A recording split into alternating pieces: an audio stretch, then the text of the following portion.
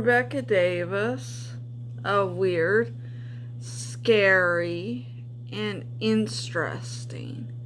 And today is our final part of Former Monarchies, Ancient Times. Yes, we have finally came to part 5 out of our series. And this is the last part of this series. So, it's sad that this series is coming to an end. But we have learned quite a bit about former monarchies that fell during the ancient time period. So, our final part 5, brings us to the Iron Age. And in the Iron Age, we are going to see 15 kingdoms that fell. And one of them,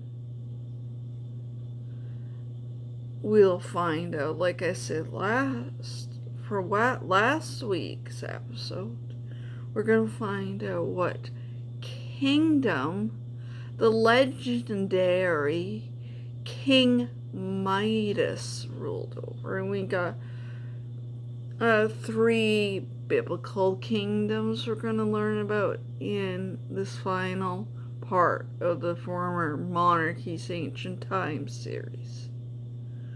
And see what biblical kingdoms in this Iron Age period that fell. And some of you religious watchers of my channel probably know these 3 kingdoms that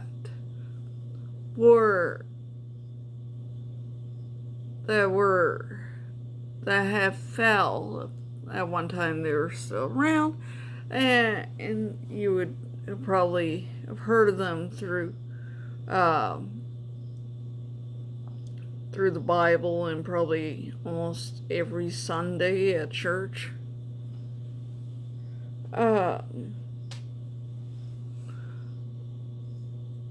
So, yeah. Okay. Like we have been doing from part 2, 3, and 4. For the ones that have not been watching this series and just caught up, if you're watching this final one now, you need to go and watch the other 4, because this is the final one. And also be surprising, there is one ancient China kingdom that we have mentioned before in the series. When we talked about the East Asian Bronze Age. So yeah, so far we've done was the early Bronze Age, the Middle Bronze Age, the East Asian Bronze Age, which the East Asian Bronze Age brought us to 2 of ancient Chinese kingdoms and 1 ancient Korean kingdom. And also we talked about, that was last week, the late Bronze Age. So the Iron Age is our final age of this final period out of the ancient times. So, and then season 3 we'll talk about some more former monarchies, but that's next season. So, okay, for the one, as I was saying, the former, the ones that have not been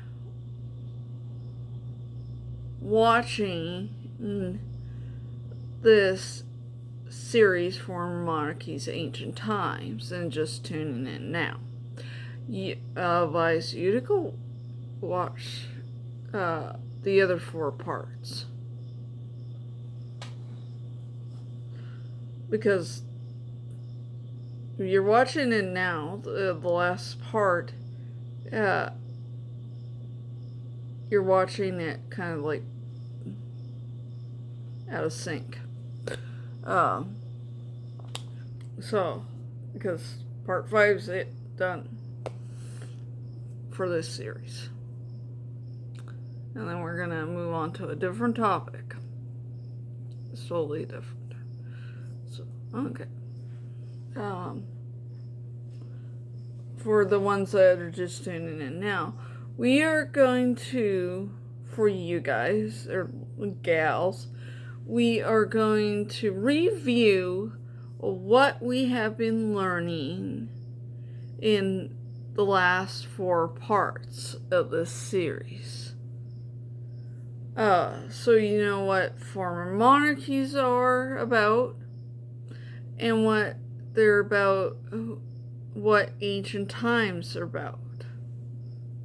Because ancient times is way back in history. So through this series we've been going back in history to the ancient time period.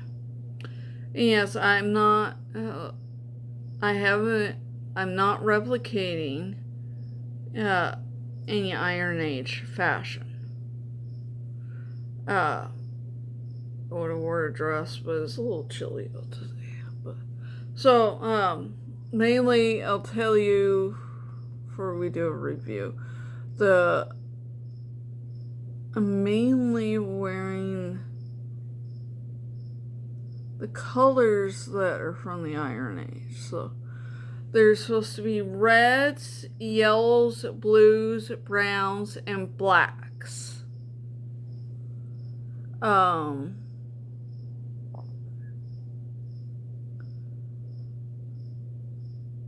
Yeah, so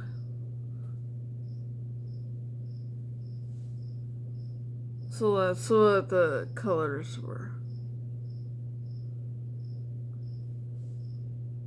And for the fashion from that time period, men would wear a tunic with a belt and a cloak and trousers. Women would wear dresses fashioned with brooches. So, here you go. Okay, let's get into the review of it, since you now know the color and the fashion of that time period. Okay.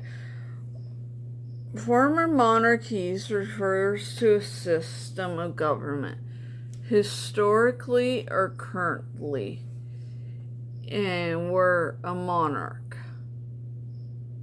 like a king or a queen. And as I said before, that there different parts of the world has different titles for the rulers. And kings and queens are not only one type of title for a ruler of a kingdom.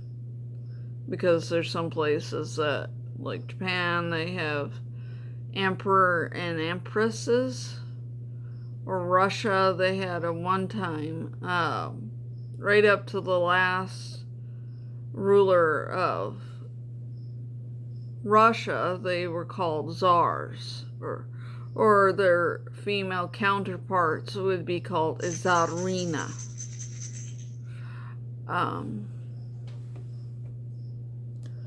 In Ireland, they had at one time high kings.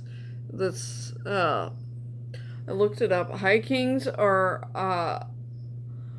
higher up the totem pole of royalty to a king, to a regular old king. And there's chiefs and chieftains and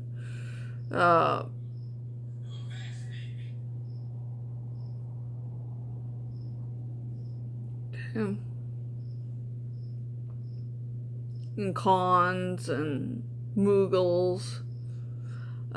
It's all different types of ideas of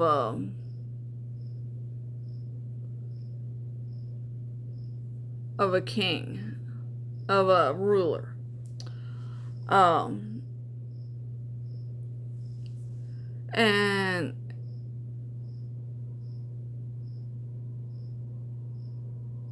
they were, as I said before, that these rulers, royal rulers, they were a form of government in their time, because at one time, the king or the queen were the ones that made it was up to them to make a laws, and that they did have some council called a privy council that they helped them they had advisors and the chief for war and all that. This kind of almost the same idea of what a government is today. It's kind of almost, if you want to say, a privy council would be the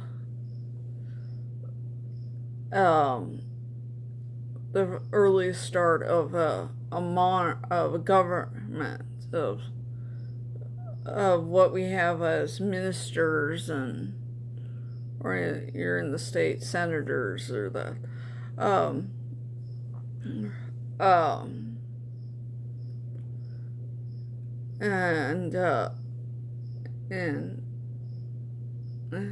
okay.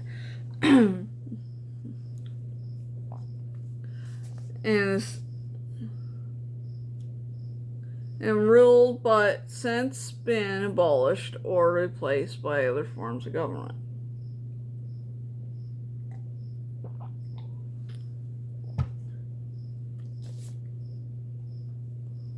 Because some form in the history that monarchies have fell because of something politically has changed. The landscape of the country has shifted. Like as we learned in the other four parts, that we learned different reasons. Like we learned that about a possible drought in the indigenous valley because of climate change. We all know about that because we're going through it today. And we all know through history, climate change is people suffer through that. And there's been, so far, the main answer why kingdoms don't exist anymore is conquering. Because last week we had, in the week before, there was a bunch of kingdoms being conquered and conquered and conquered. because last week we learned about the late Bronze Age collapse, and we learned that it seemed to be so easy for all the kingdoms to be conquered by their neighboring kingdoms. Um, um, and we learned, as I and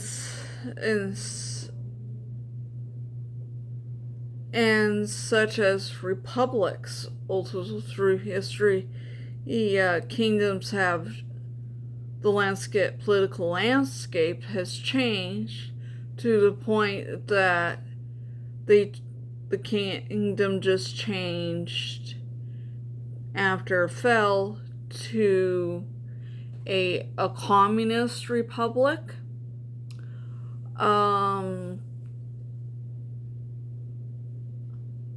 Like we see in what goes on, like in North Korea. It's a communist republic, or China. Both are communist. Spain at one time was, till their dictator died, and his heir was from royal blood, so in a way that the dictator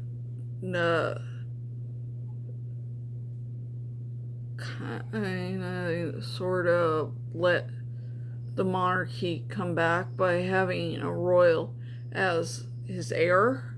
And after was it Cisco Franco had died, Juan Carlos inherited Spain back, and he turned Spain back into a monarchy. There's I guess Romania, I guess, at one time was communist. I think even Greece. There's a few examples. Italy, okay, well, it was communist at one time, but it was kind of like half and half, kind of royalty and communist.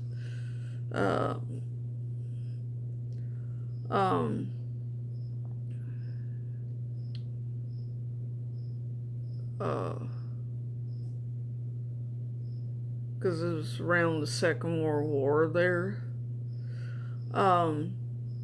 During what went on with Germany. And Germany has its own little communist regime there too. And Russia too. Because we'll remember the USSR.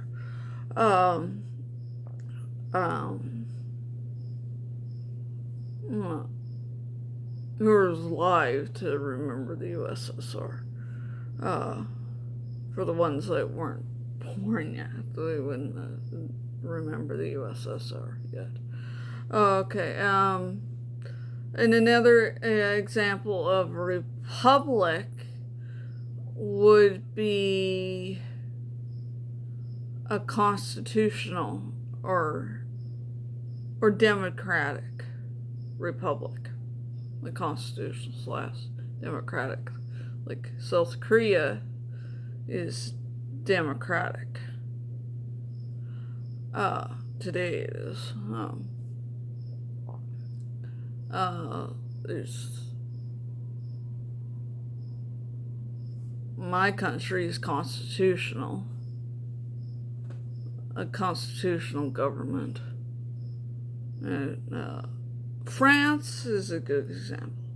When their kingdom fell,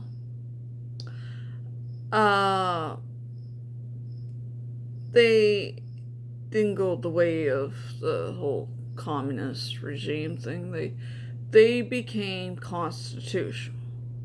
But as I told you in earlier in the other four parts of this, to using France for example, that they kind of did the monarchy hokey pokey, that excuse me, that they okay, we all know the song the hokey pokey, so yeah, this my version is the monarchy hokey pokey, because there's a lot of monarchies that have, like France and Greece, that had they put the monarchy in, and they took the monarchy out, and they put the monarchy in, and they shake it all about. And that's what it's all about. Um, and France did that several times, over and over and over, till there was a dispute I heard once,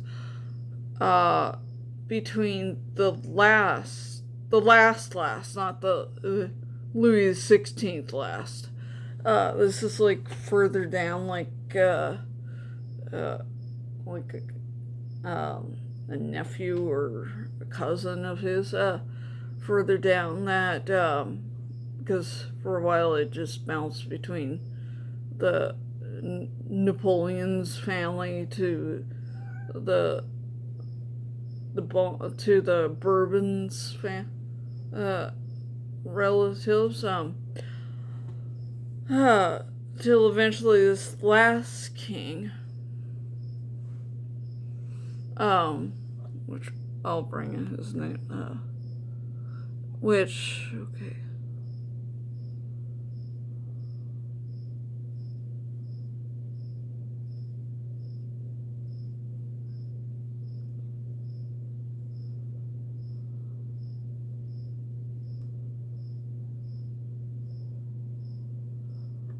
Okay. I should know this. I'm related to these French kings.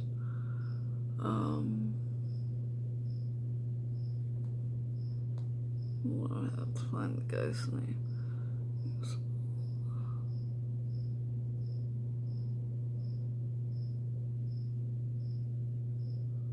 Anyways, yeah, doesn't matter. Anyway, so the last king, ruled France.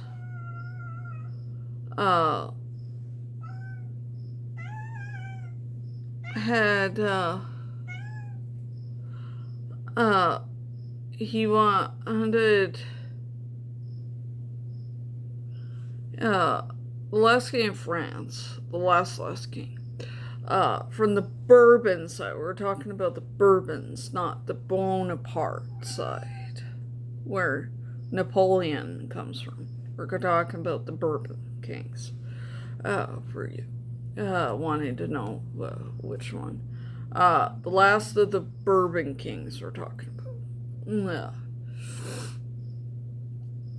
That the last guy,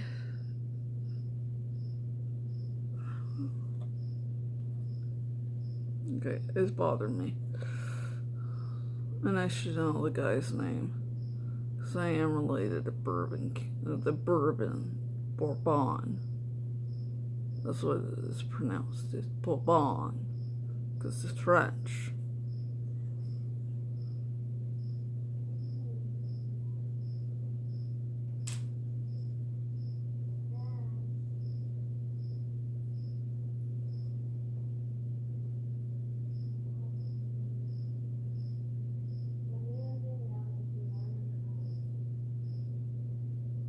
It's like bringing I'm looking at Wikipedia here.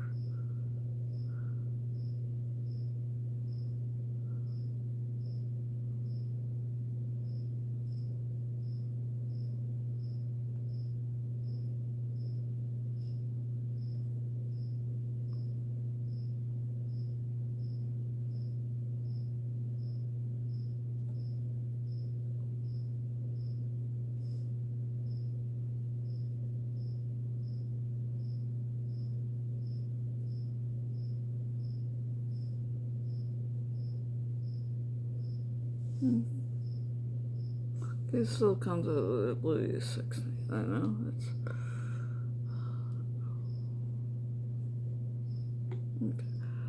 Well, I seen years ago it was supposed to be the last king of France. It could be Louis Philippe of France.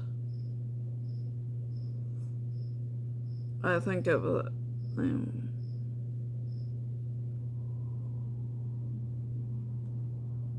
Okay, anyways, if I'm right, it was the last Bourbon king.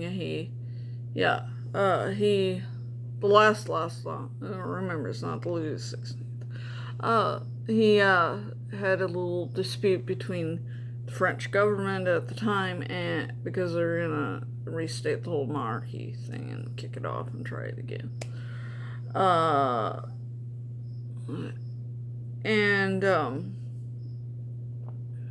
But the guy was fine with it, but he had stipulations. Said, okay, let's go back, change the flag from the blue, white, and red flag, what we see today, of France, to the plain ass white flag that they had back when France had a monarchy.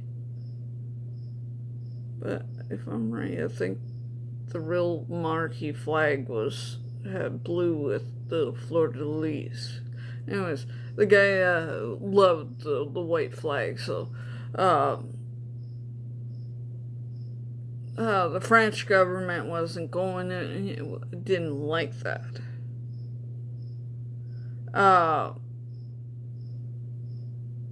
Probably because they knew that white flags symbolize I surrender.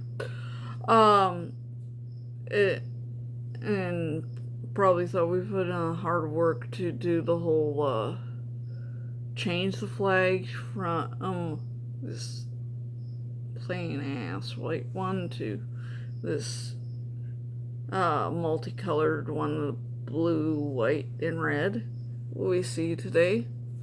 And that's why why France don't have a monarchy anymore, because the guy that ended up being like 5-minute king because he wouldn't agree on sticking with one flag. To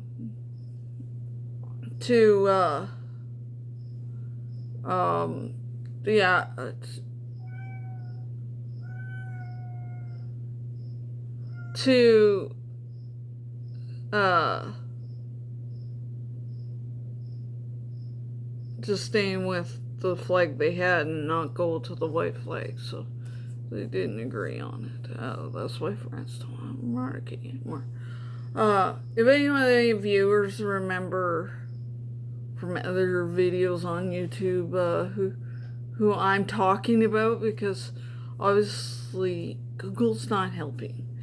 Yeah, it's bringing up the last king that was around the French Revolution time that got guillotined.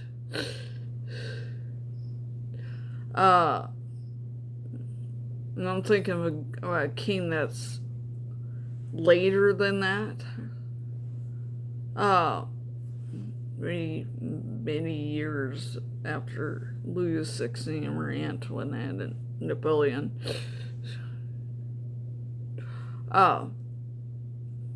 Anyways.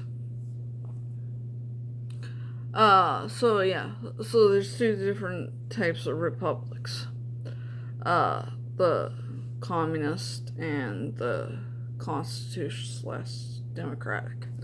And for the ones that should know what these two are, and maybe you're not really sure what it is. A communist is merely a way of life that somebody forces on to you, that they see fit, and if you don't go by what they think see fit, that there's bad consequences that goes with it.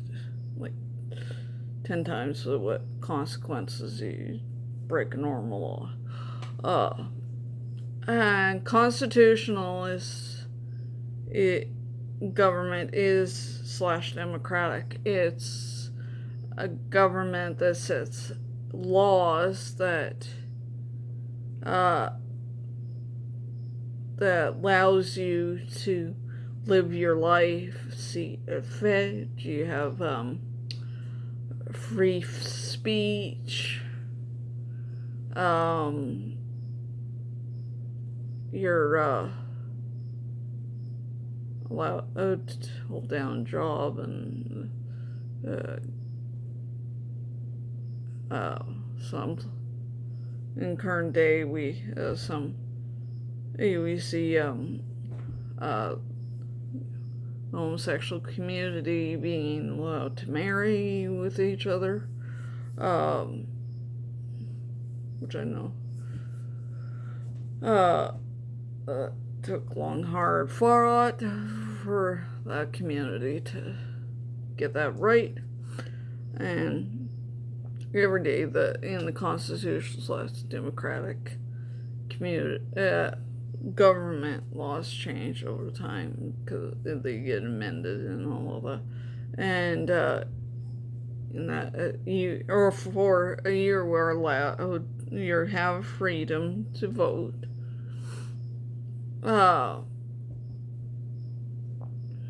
And it's not rigged vote, it's actually a vote where somebody gets a chance to win.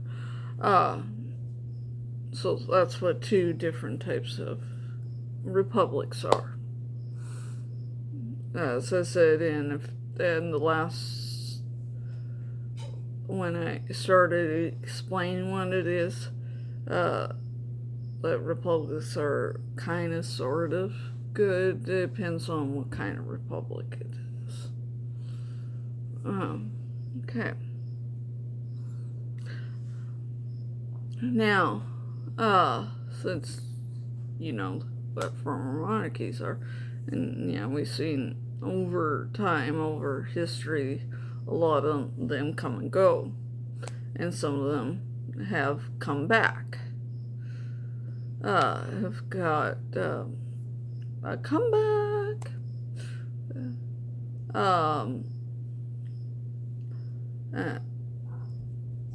That would make a good episode to see. Kind of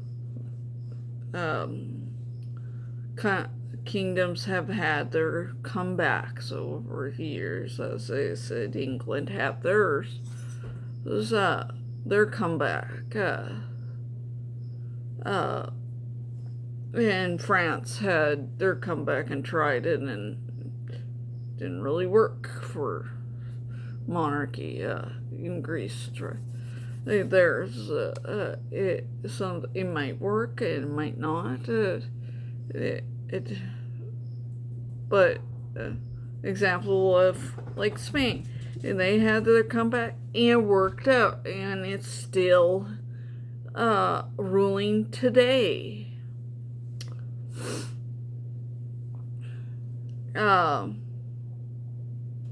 You never know, maybe there is some they might consider looking at getting their comeback. It depends on how the political climate is, and if there's any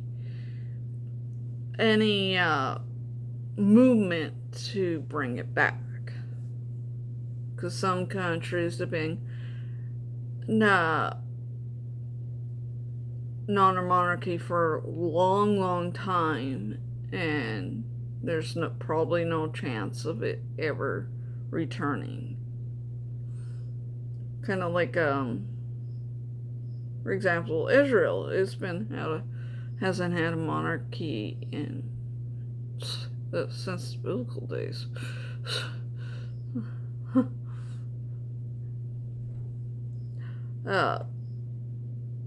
So that's the example. Well, and the main reason, if you're wondering why some reason No, if you're wondering if there's other reasons why, yeah, um, monarchies disappear, it's not only environment and conquering. Sometimes it depends on if the last monarch had any children or any living descendants of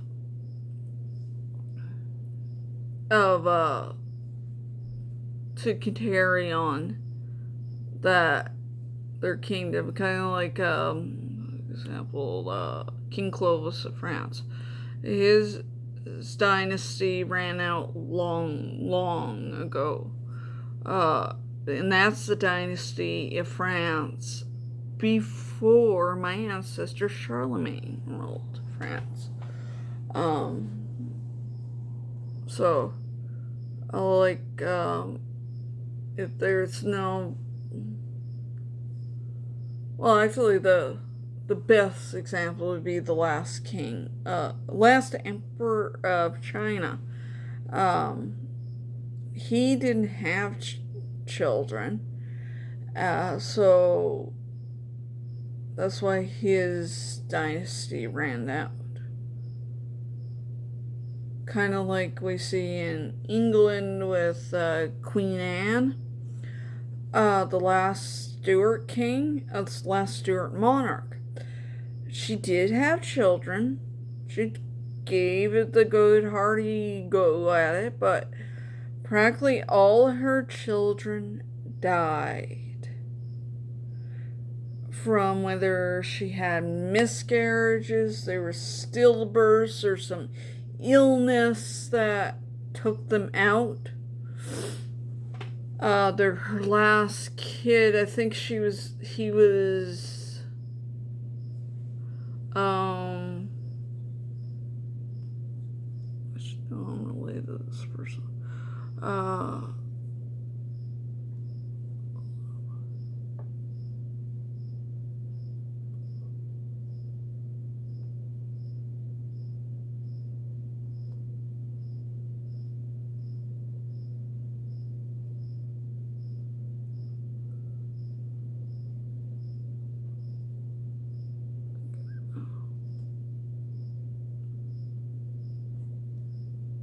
I'm just, because she had like a bunch of miscarriages, stillbirths.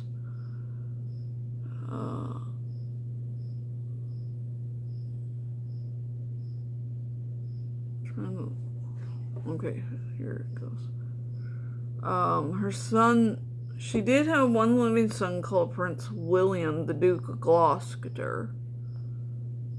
Let's see, my 8th cousin. He died when he was only 11 years old. I think it's typhus or something. But,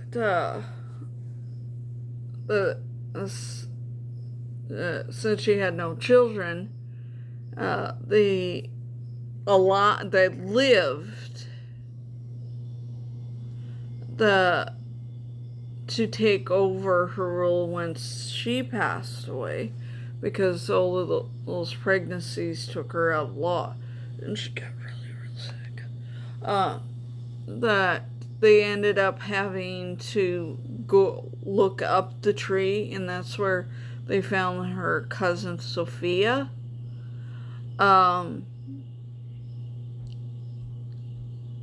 They happened to be living over in Germany at the time. But then her cousin Sophia, I guess she got so excited that that's the heir, and she was like a little old lady by the time she found out that I'm the heir. She died before her cousin Anne, and that's how we got the Hanover dynasty. Came that was ruling after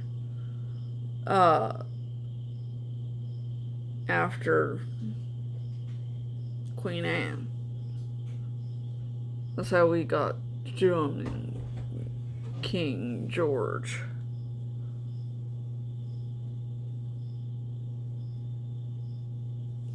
Okay, I'll be right back. Okay, I'm back. Just had to plug my phone in there. Otherwise, this will be a short episode. Okay. So that's another example why monarchies cease to exist. Sometimes they just run out of heirs, and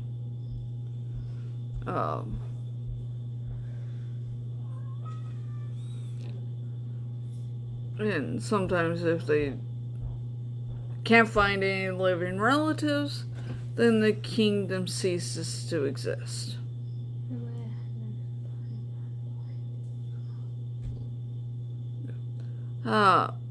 Now we'll review ancient times.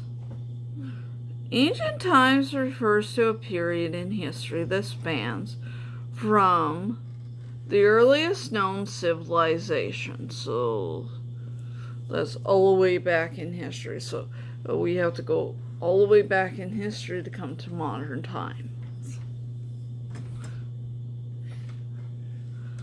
To roughly the fall of the Western Roman Empire in AD 476. So you remember that the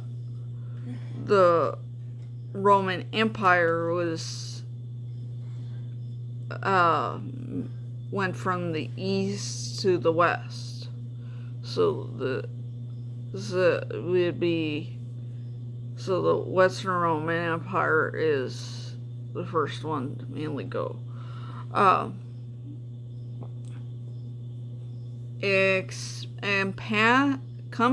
Encompassing a vast stretch of human history and culture. So, you learn through history that humans started as hunter and gatherers, and then we eventually settled down and into into villages, and then there was one guy that back in history that got the idea to start this crazy idea of monarchies to be a source of a government to control, to make laws and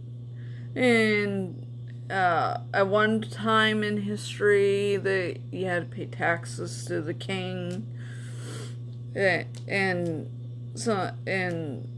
it was nobles. They were in charge of collecting the taxes. And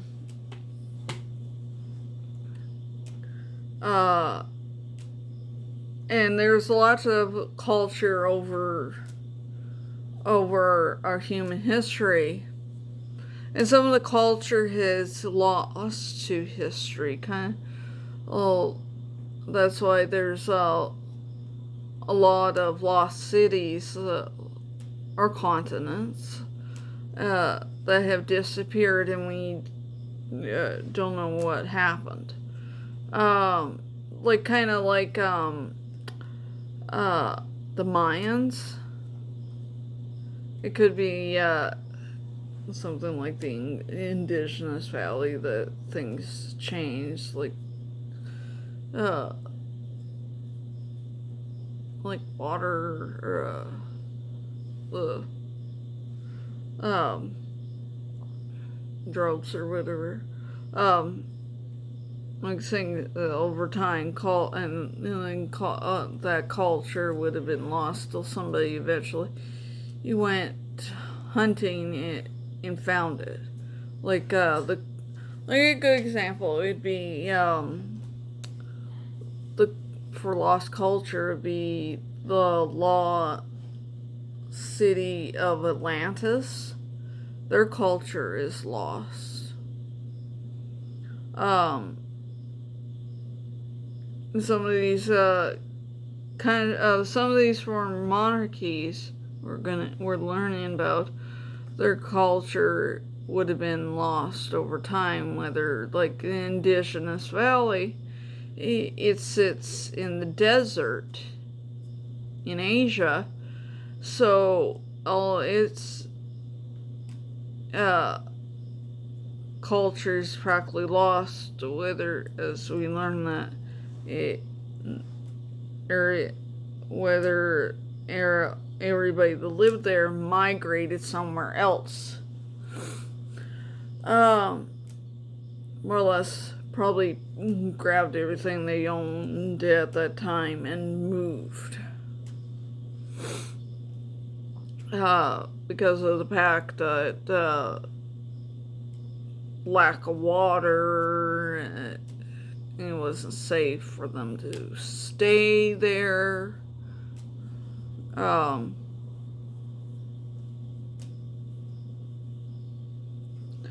Okay. And there's lots of cultures over centuries that have been lost, and there's lots of places that have been lost and are supposed to be myths, like stories, and probably some people thought that doesn't exist. Kind of like Troy, the city of Troy. Its law was a lost kingdom. It was a kingdom at one time. And way back in history, it was a lost kingdom. No one knew where it was.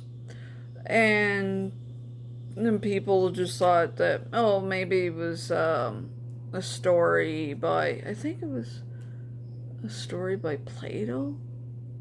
Yeah, because Plato's one of the guys also that told the story of Atlantis, and anyways, eventually Troy was found by somebody. I think back in the 20s, maybe maybe the 18th century. And once it was found again, then people started believing the stories as like maybe he was telling us the truth. That's what they say. That's the only way they would know. Until they practically stumble over it this way. That's why a lot of former monarchies probably refounded because somebody founded it, or a lot of lost temples, or that until somebody goes up. There's some ruin in the backyard of Timmy's place. Just so they rediscover it, whether it's on a hike or you're just looking for something else. Or somebody has a hunch.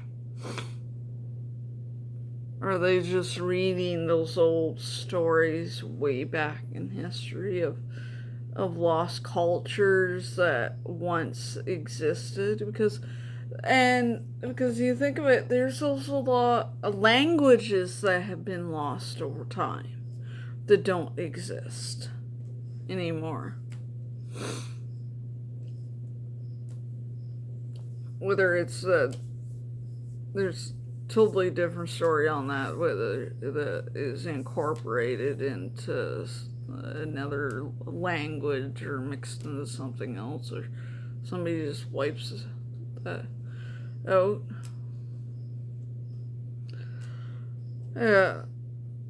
More or less erases that culture and language completely. Okay. Iron Age is the 5th and last episode.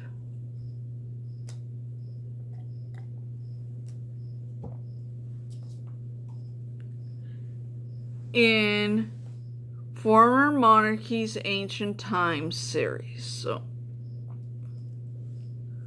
So this is last of series 1 out of this Former Monarchies topic.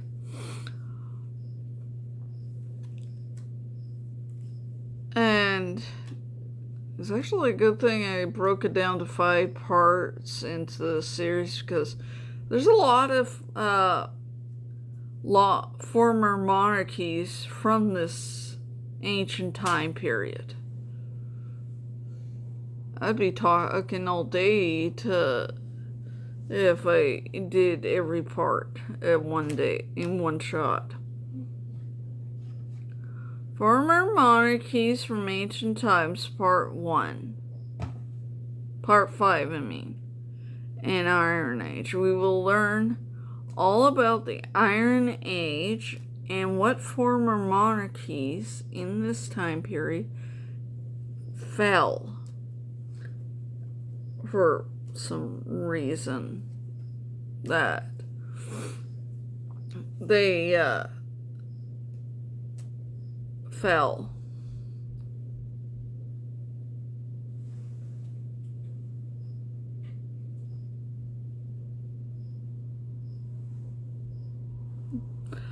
Okay. Must be.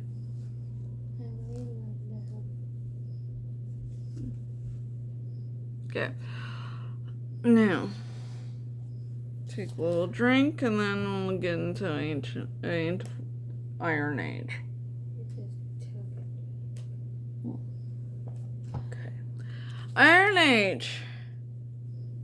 The Iron Age was a period in human history that started between 1200 BC until 600 BC, depending on the region, and followed the Stone Age and Bronze Age.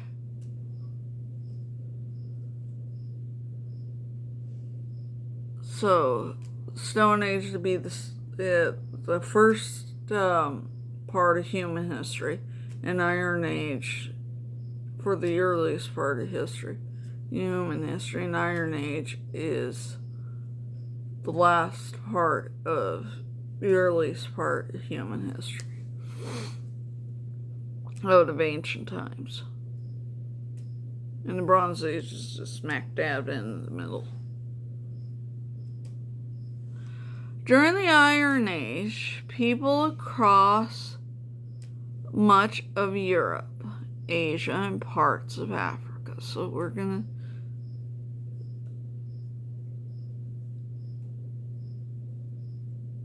beginning making tools, weapons from iron and steel. So we're seeing the different types of tools made in different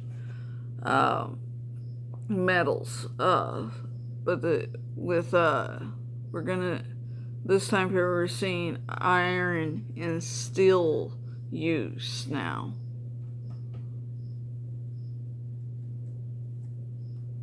Across Europe and Asia and Africa. In this time period, there were 15 kingdoms that stopped existing because something happened to stop them from existing. So,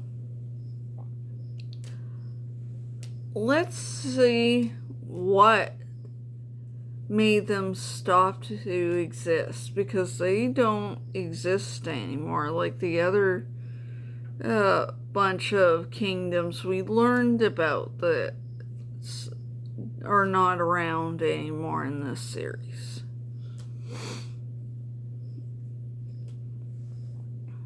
Now, okay. Number 1, Sadhu Sayuvira.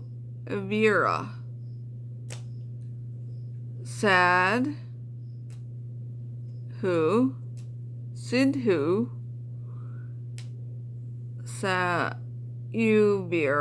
was West Southern Asian kingdom that was from 13 BC until 518 BCE, when the Persian Academian Empire conquered Sidhu Sauvira,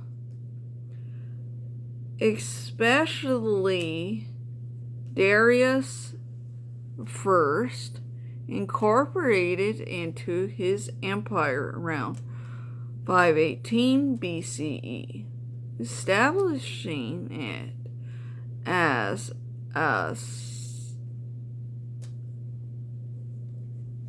sabbatary of high symbol Duris. The region's history is also interwoven with the stories of the Mahabharata,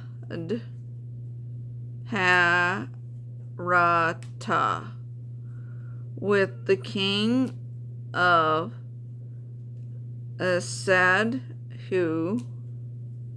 Sauvira and Saivii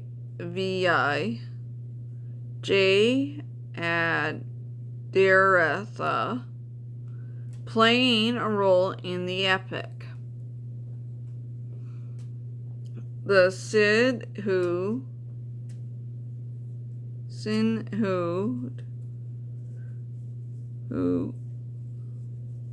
Sauvira, the kingdom was ruled by several figures, including King Udayana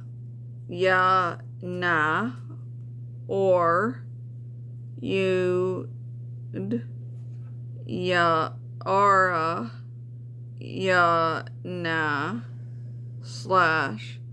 / Rud Rayana, according to Mahabharata.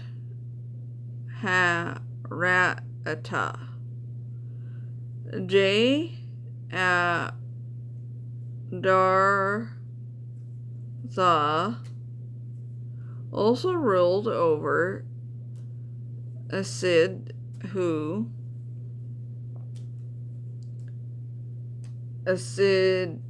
Sauvira and Sibi,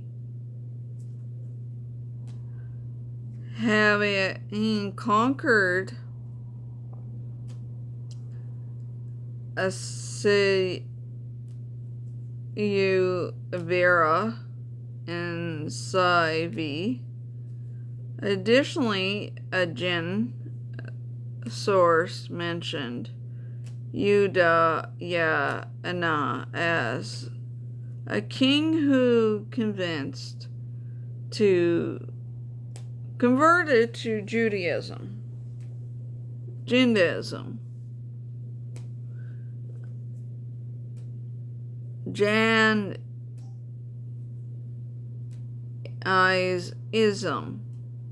and abdicated the throne to his nephew, Kisa Q Amara, instead of his son. So he changes religions, this king, and then more or less backsteps his son and gives the throne to his nephew in the time of abdication. I bet his son was pissed. So, okay,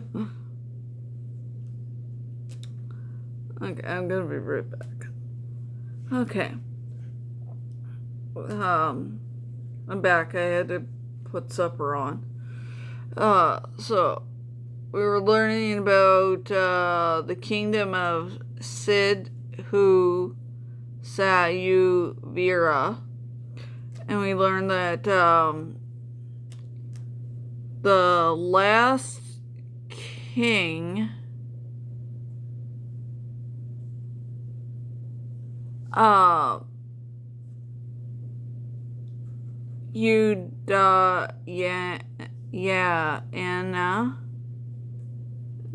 Anna converted to Jainism, so he converted to a different religion, and then the sneaky little bugger does a nasty little thing to his son and backstabs him and gives what was supposed to be the son's rightful place in the line of succession.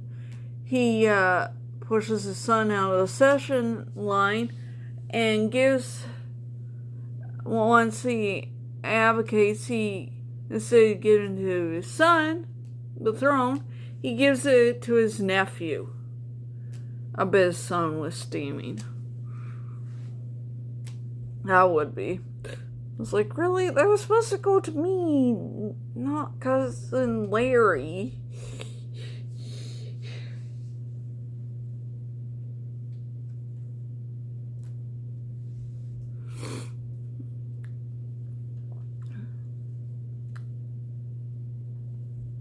Just because, Dad, just because you change religion, that's all fine and dandy, but you didn't have to leapfrog me in the line of shove me in the line of succession.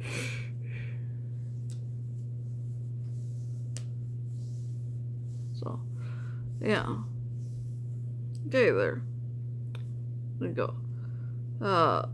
There's our answer for that one.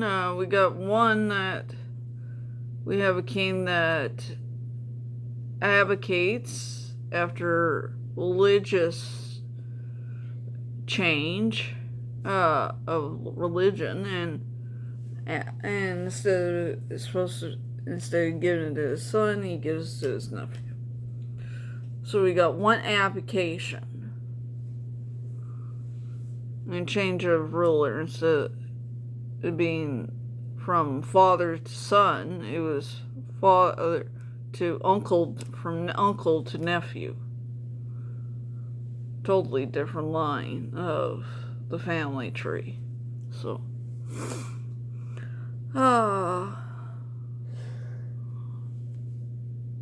it would have been awkward during family meals, wouldn't it?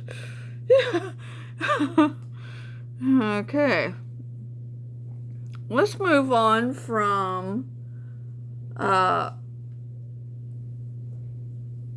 Sidhu Sayuvira to number 2, which is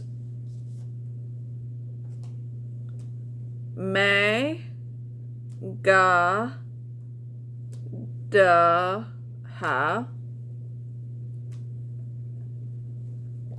Kingdom. Okay.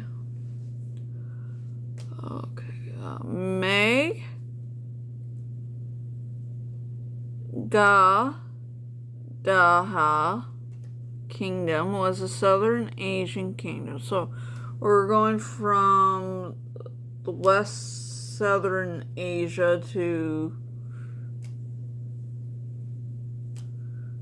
the southern Asia. Okay. So the Southern Asian Kingdom, that was from 544 BC until 320 BCE, when Magadha Kingdom fell to the Maurya Kingdom, led by Chandragupta Agu Ata. Maurya in the 4th century BCE, the last ruler of the Nanda dynasty.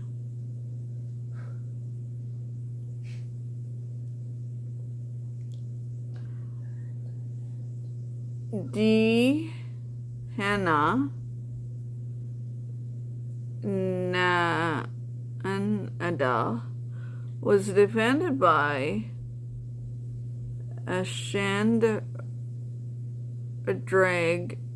Upat, leader to the establishment of the Maurya Empire and the end of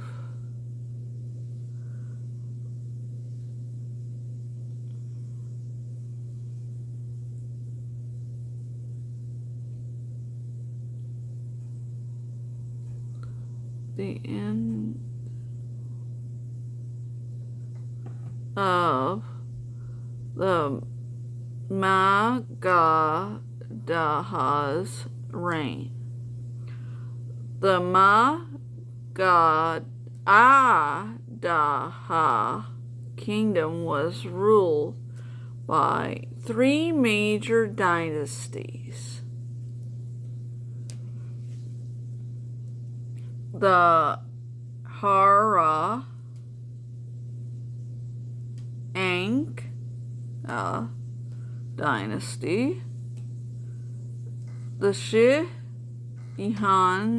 Agya, can you check that if you're getting up, dynasty, and Ananda dynasty,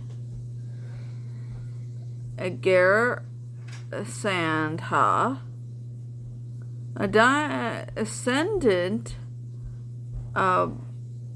Bari had Aretha is credited with founding the empire in Magadha.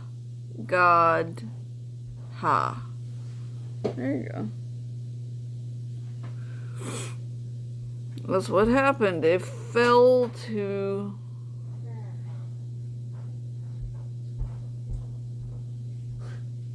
thank you.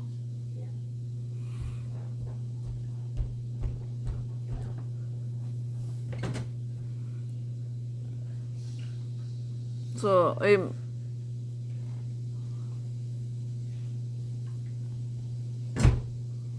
mainly took over another kingdom, and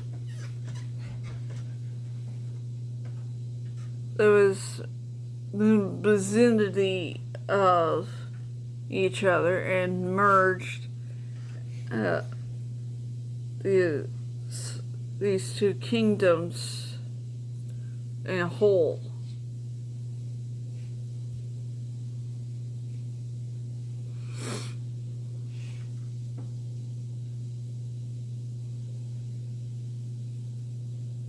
There. But it was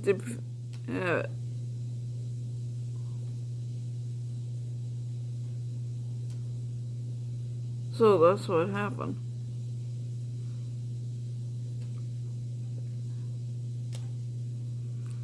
So more or less, actually, it fell to the Maurya Empire. So more or less, it fell to practically the next door neighbor. So, to be incorporated to the Maurya Empire. And that's why it's not here around anymore, because it's part of somebody else's territory now. So,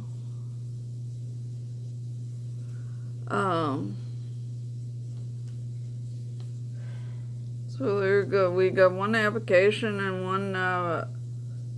one kingdom picked up the other kingdom. Fell to We got one fall and one avocation.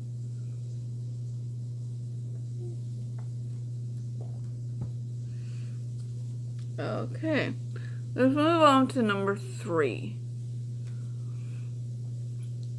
To Cloaches. Cloaches was a European and Asian kingdom. So we're going a little bit in Europe, but staying a little bit in Asia. So that was in eastern Black Sea region. So it's around the Black Sea region. In the Black Seas region there. But in the eastern part. So it'll be like this way. Yeah. That was from the 13th century BCE until 164 BC. Is it starting to defrost? Then the Cloaches eventually became part of the Academian Empire. Achaemenian Empire, I mean. I think we mentioned about this empire in the other parts. Later in an independent entity.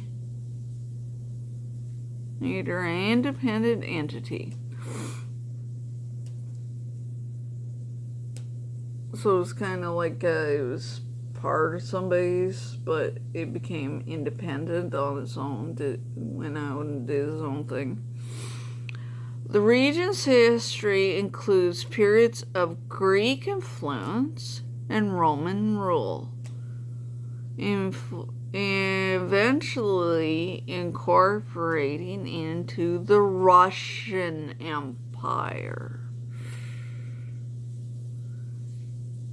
In Greek mythology, Cloaches was ruled by Aeetes. He was the son of the sun god Helios and the Oceanid Perseus, and the brother of Cytherea and Apri, and Aeetes was the father of Medea,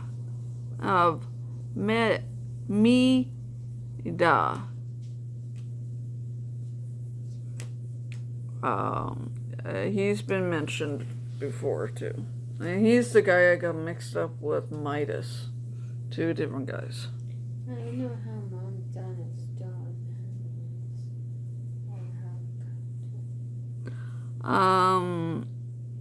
A child, a copy, Abyss, Erotus. The historical context, various rulers of Cloaches are known, including Achaeres in the 4th century BCE, and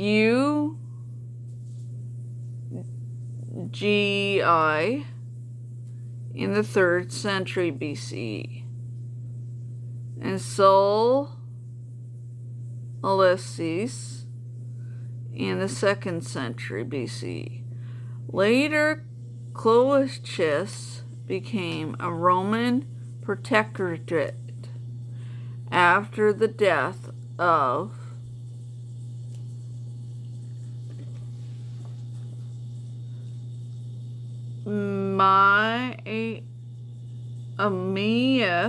radiates of Ponus.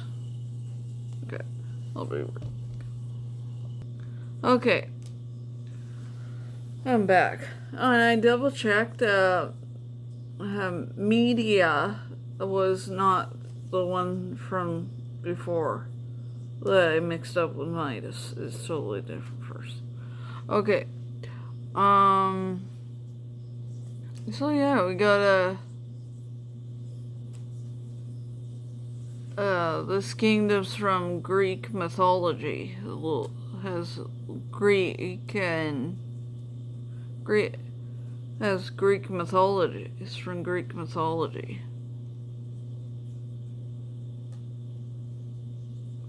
And got it, which happens to be real, but it now is part of Russia.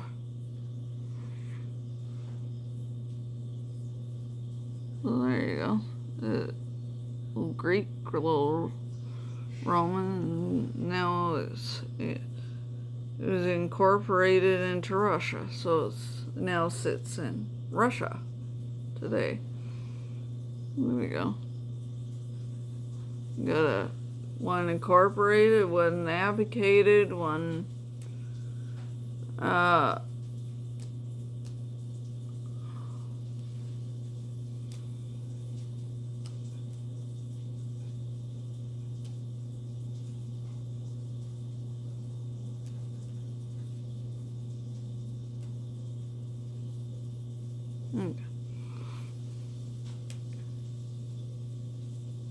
Okay, I better check my burgers a little bit. There you go. Now we know what happened to Clovis. Okay, let's move on to number 4.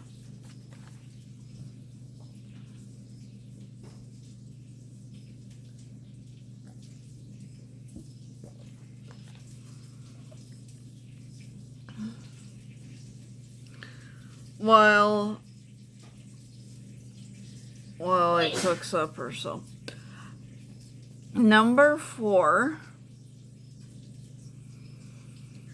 is the kingdom of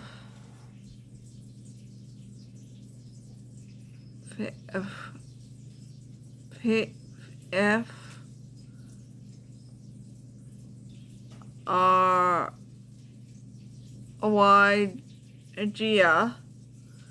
kingdom of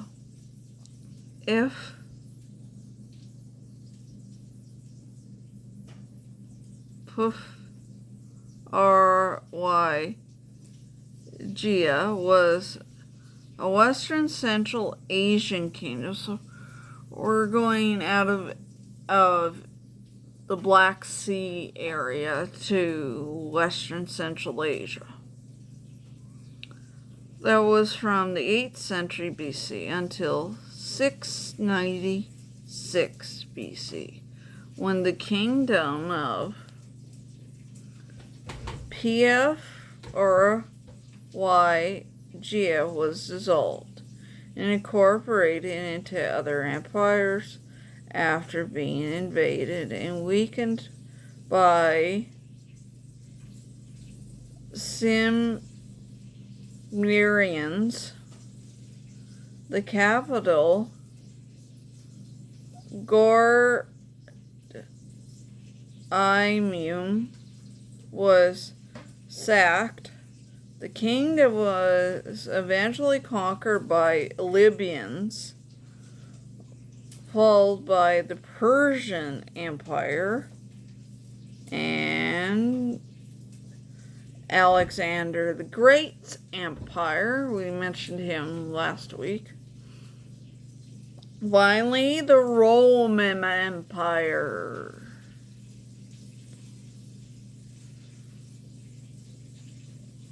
Okay.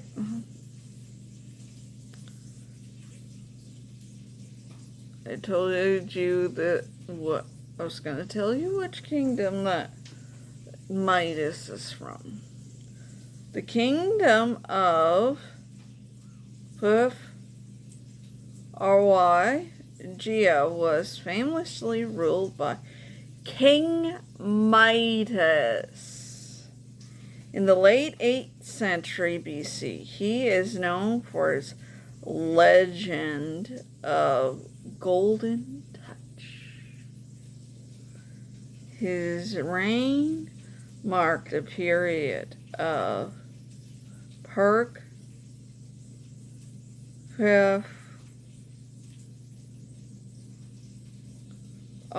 Rygia power.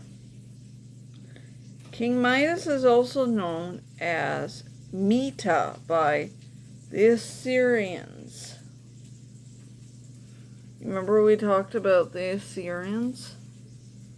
The Assyrians talked about Midas. And yeah, Midas is the one that I mixed up with Metis. I don't know why. So yeah, you probably, King Midas, you probably, as a kid, you read the fairy tales, or your parents would have read the fairy tales of King Midas. Yeah, have you ever watched that show Once Upon a Time? It's about all those fairy tale characters that come to life. King Midas was shown in an episode of few episodes of Once Upon a Time, because he was supposed to be Prince Charming's father-in-law, because in the show that it tells that Prince Charming and King Midas's daughter Caroline, Princess Caroline, was supposed to be married because of the arranged marriage. But Princess Caroline was in love with somebody else. And Prince Charming, as we know, was in love with Snow White. So Prince Charming was so nice, and by risking a possible alliance between his kingdom, he gave up the chance of marrying King Midas's daughter and just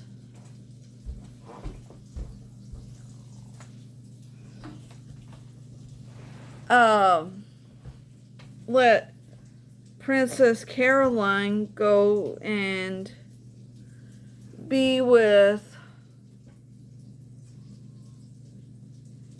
her true love. Wouldn't anybody want a man like that?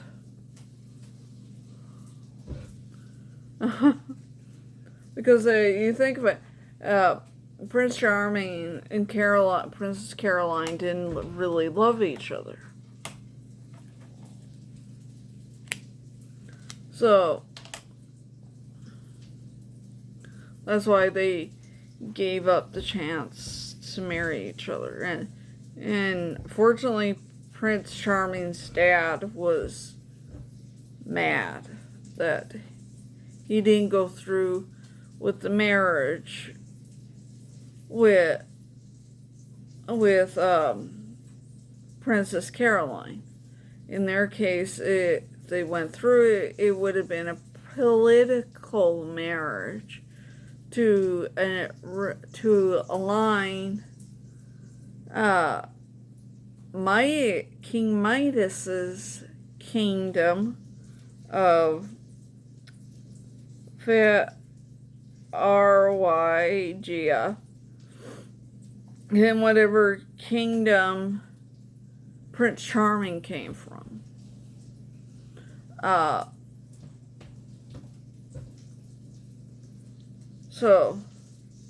And I don't think King Midas was too thrilled with the arranged marriage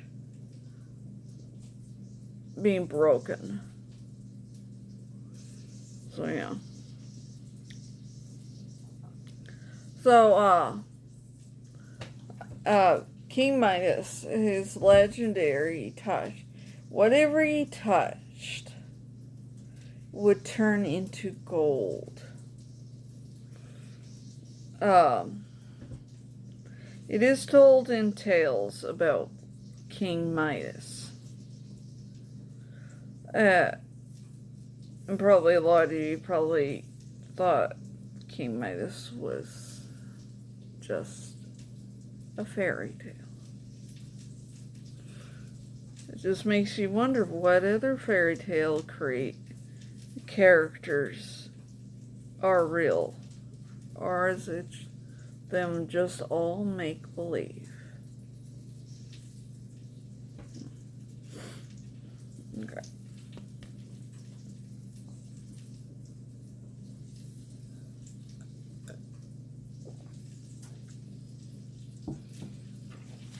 Okay.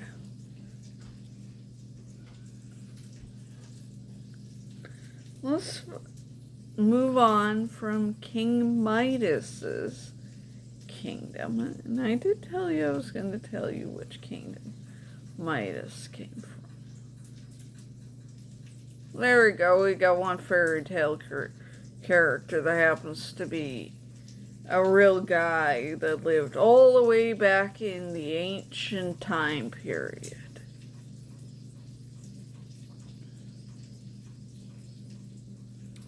So,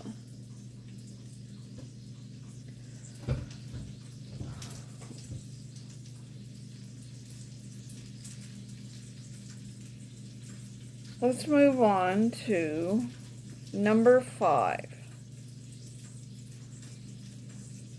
And number 5 is the kingdom of Leda. I think I mentioned this kingdom from last season, my last episode of last season, when I did the historical lost and found box. Okay.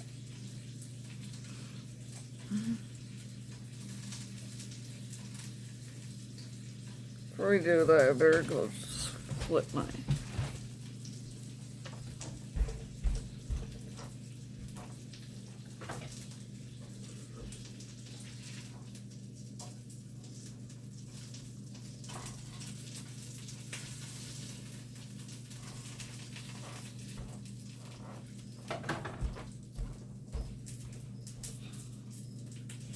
Okay, I'm back.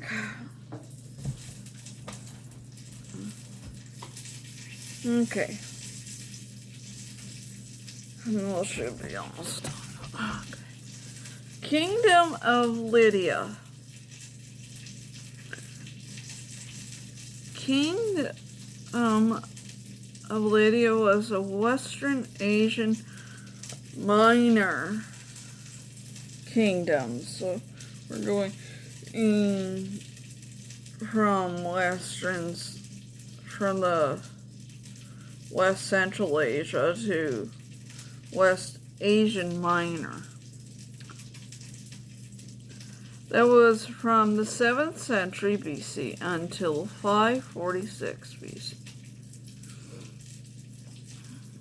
when the kingdom of Lydia power came to an abrupt end, while the fall of their capital in events subsequent to the Battle of Halaries in 585 BC.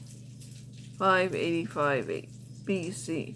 The kingdom of Lydia, kings, or King Geus, ruled from 680 to 652 BCE. And King Arbies, he ruled from 652 to 625 BC. And King Sabates ruled from 625 to 610 BC. King Al-Ayats, he ruled from 610 to 575 BCE. And King Coroas ruled from 575 to 546 BC. All helped expand and generate wealth for the Libyan Empire. As soon as the last Merovingian king Coroas came to power, he began a battle with the Greeks.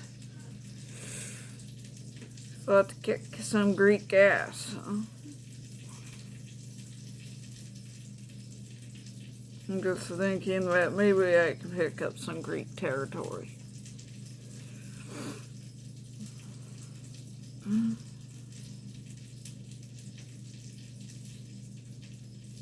Okay. I'll be right back.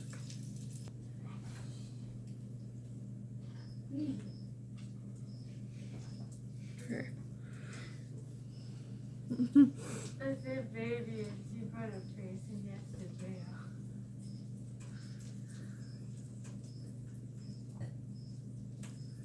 Okay, let's move on.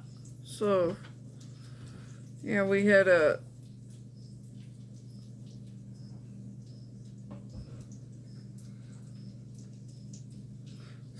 yeah.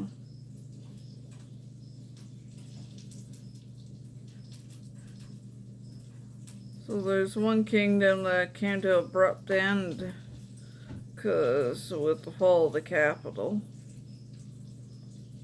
What are they going to do when their capital's gone? It's mainly the central power place of their central power. When that's gone, that's more or less done for. So,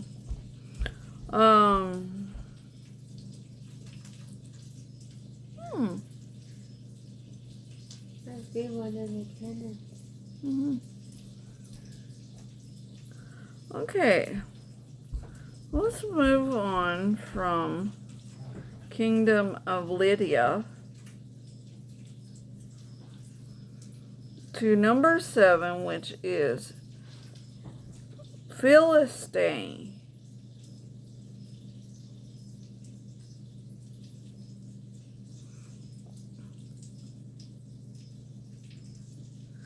Phil is stay. Phil is Tia. Philistia. Philistia was a Middle Eastern kingdom. So we're going when the Western Asian Minor to the Middle East.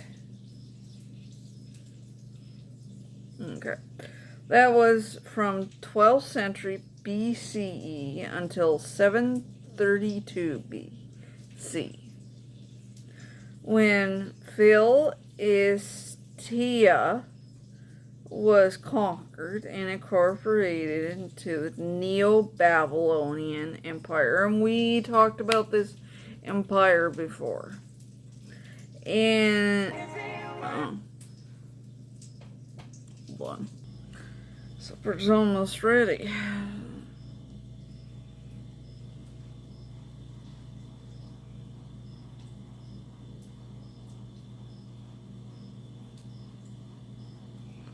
Okay. We were talking about the Babylonians, because that's where we left off. Because because they conquered and incorporated the Philistia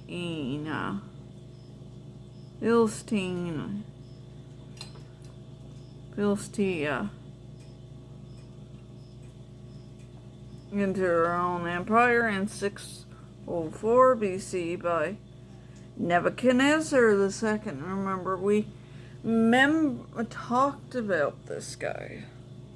And Nebuchadnezzar, you religious people that are watching would remember him in the Bible.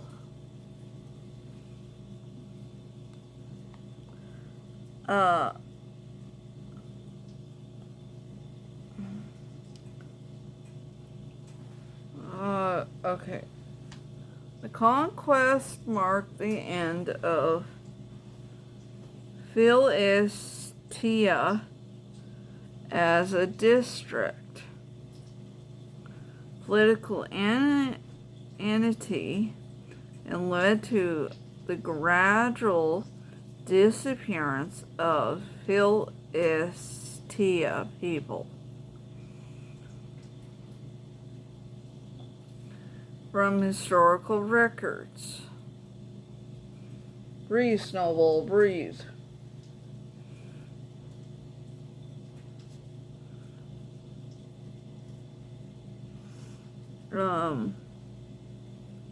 Sorry for that, Mark. It looked like my cat wasn't coming up for air while she's drinking water. Our cat, sorry. She's my suck.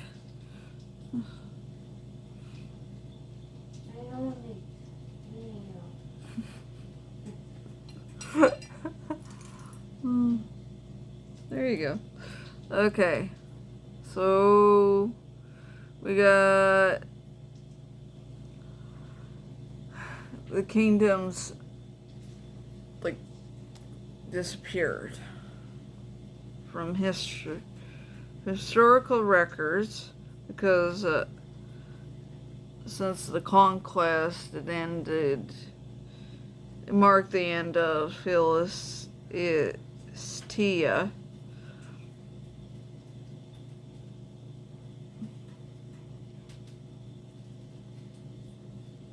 So, because ended up being incorporated into Nebuchadnezzar II's kingdom. Philistia was not ruled by a single central authority, but rather by a confederate of 5 city-states, each governed by a chieftain. First time I heard of a chieftain was of a ruler in ancient China, because she was born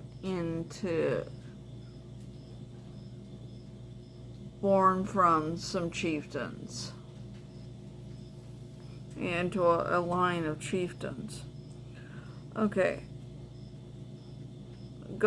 Each governed by a chieftain called Assyrian Amen. The city-states were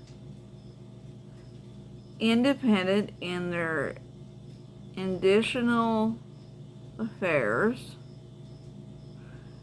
except when it came to matters of war, where all 5 chieftains would gather to decide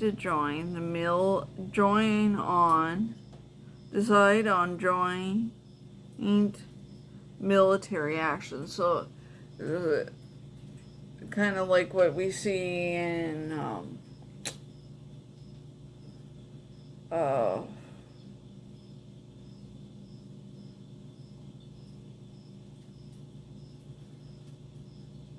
uh, okay, I'm just trying to think of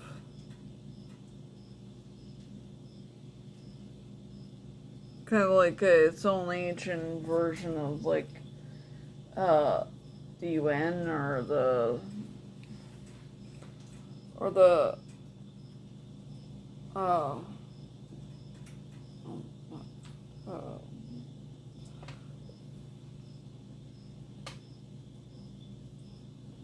oh.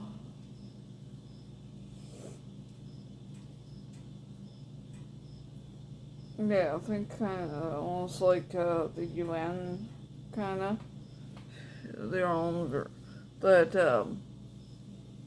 they get together and uh,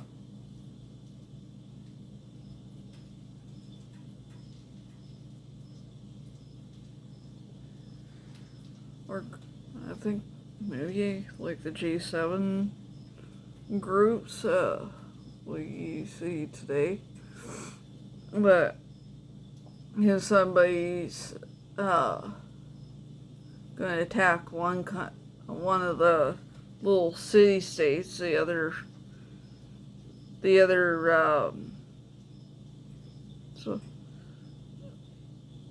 the other 4 out of the 5 city states would back that 5th city state and go into joint military action to stop whoever's picking on them, like the Syrians or whatever.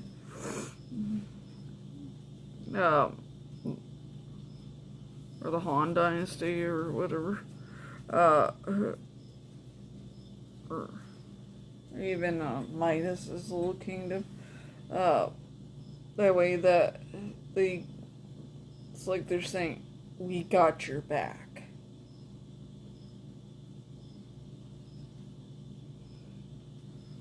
I better go check my cheese.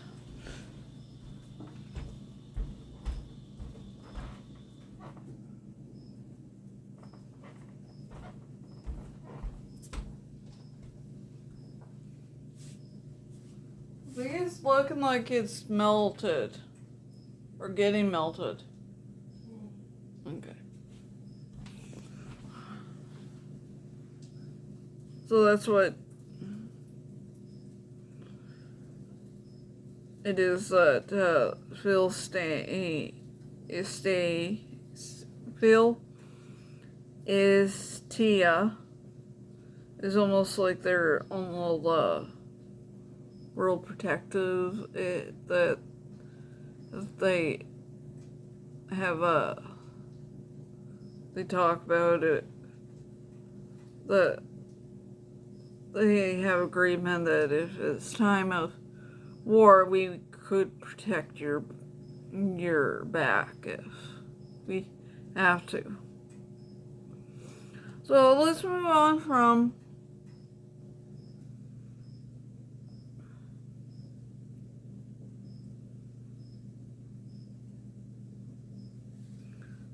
so you could say this Seer and M was something that helped kind of almost like is the ancient version of the G7, where in their case it would be the G5. where they just protect each other's back.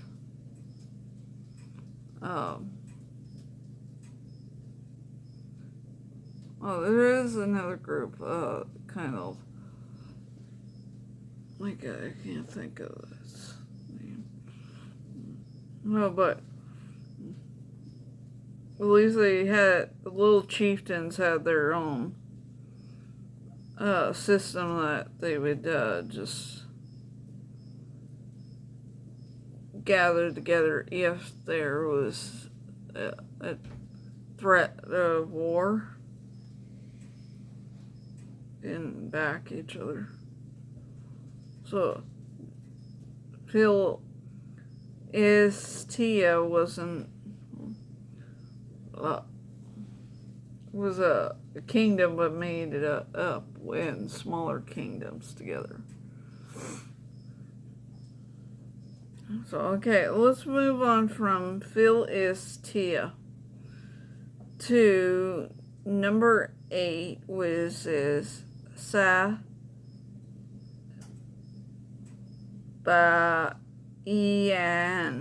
kingdom.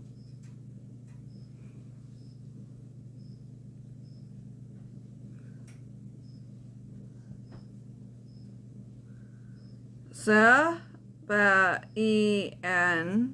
kingdom was a Middle Eastern kingdom, so we're staying in the Middle East. That was from 1100 BC until 275 AD. So we're getting to coming present time, when Sabaean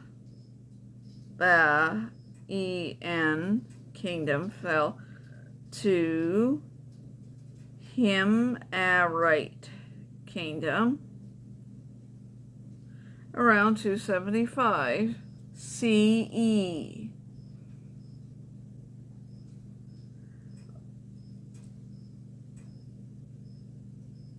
Following a period of civil war. Okay, we got a civil war going on here. The Himyarites rise to power. The Himyarites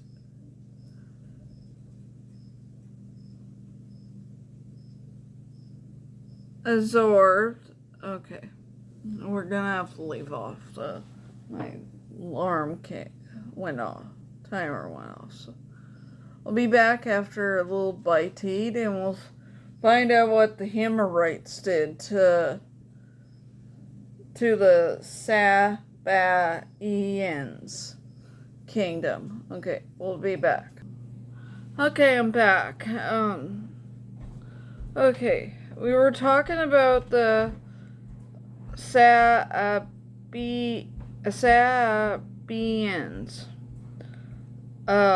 And we left off with the part that the Himyarites absorbed the Sabaeans. Okay. Okay, let's continue. And ending the independent rule, the Sabaean kingdom, also known as the Kingdom of Sheba. You'll recognize this ruler from my badass episode. She's in it. Okay, was ruled by both male and female monarchs.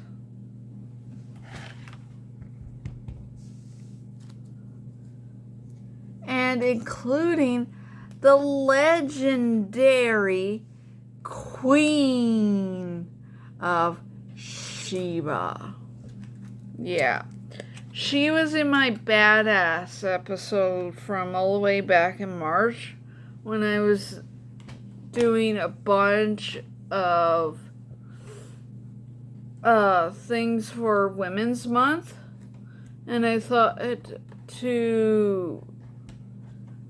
we could learn about women through history that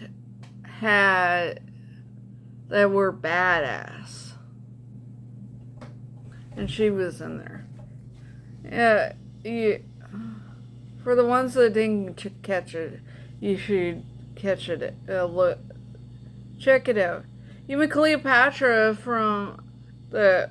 we talked about in part 1 of this series, she's in the badass episode.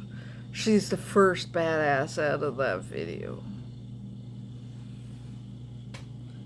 Next season, we're gonna get more badass. So, okay. Yeah, Queen of Sheba. She was in that video. So. And the Queen of Sheba, she's also, you religious people out there that are watching my video probably recognize her name, the Queen of Sheba, because she's in there because she lived around the time of Solomon and David and all that.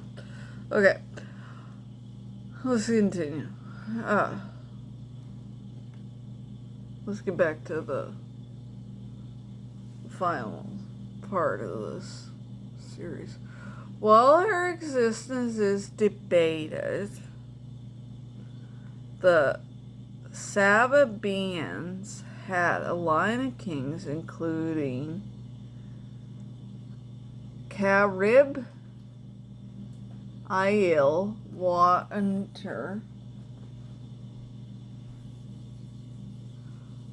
who left a significant epigraphic record of victories. Okay. He won a bunch of times, I guess. Other noble Sabaean rulers include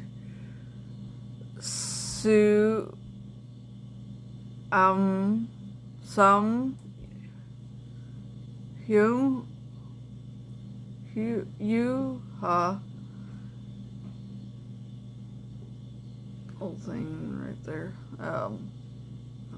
Ampersand or what it's called. Ali, Dihar, Hyri, and Al Az Har Aha, the first. Okay. That's neat. So that's the kingdom where the Queen of Sheba comes from.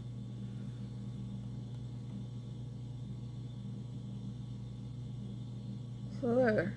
And that's what the Himarites did.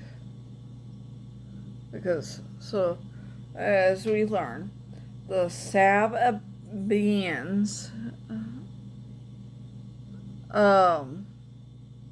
fell because of civil war, and the Himarites. So, yeah. There we go. We know what happened to the Sabaeans. Okay. Now, let's move on from number 8 to number 9. In this kingdom I mentioned before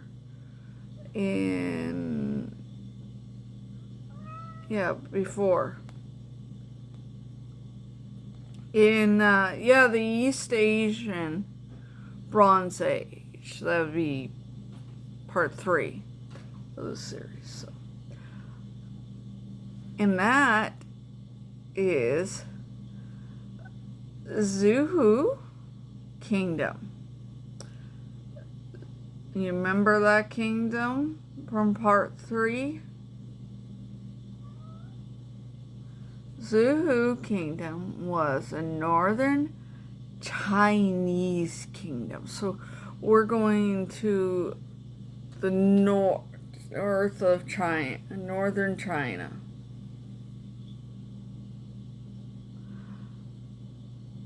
That was located in the Wei River. The northern China plain that was from 1046 until 256. See, when the Zhou kingdom eventually came to end, when it was overthrown by the rise of the Qin dynasty. This occurred after a period of decline marked by growing power of the feudal lords. So in ancient China, they had feudal lords. It's a little different concept. Foreign invasions and a weakening of central Zhou authority. Okay, yeah, practically everything in Zhou's collapsing.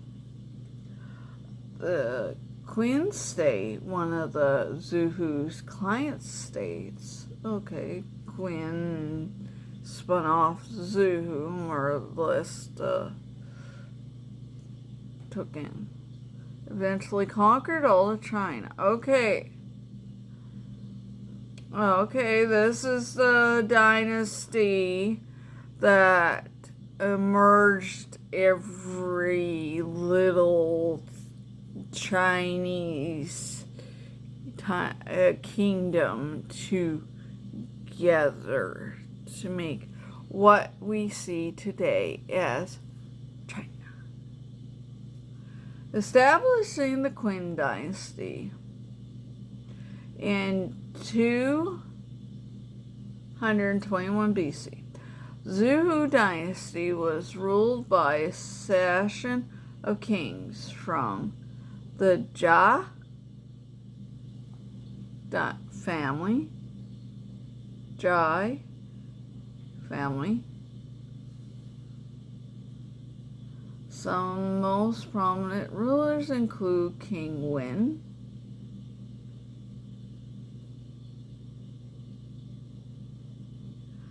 he ruled from 1152 to 1050 BCE.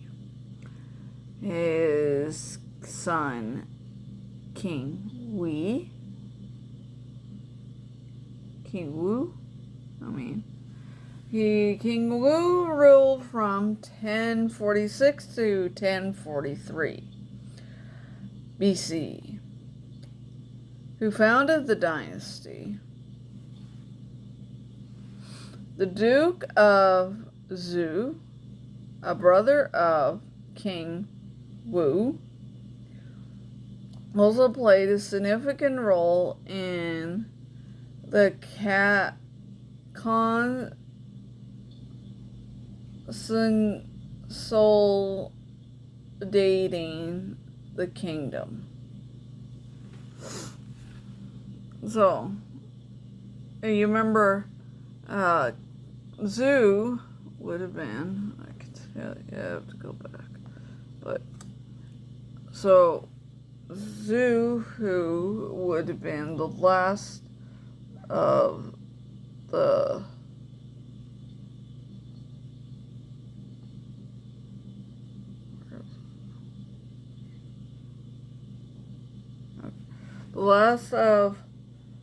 the smaller Chinese kingdoms. Okay, you remember Zhou, who was the kingdom that invaded the Shang kingdom.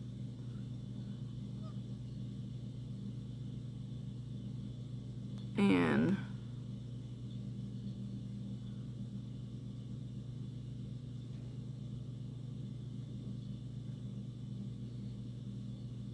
because you remember the Zhou who conquered the Shang dynasty and claimed to overthrow the Shang dynasty for moral reasons.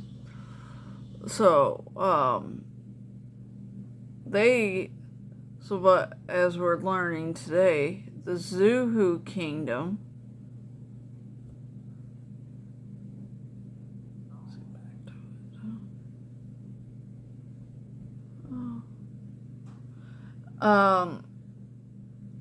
was picked up now in part 5, as we're learning,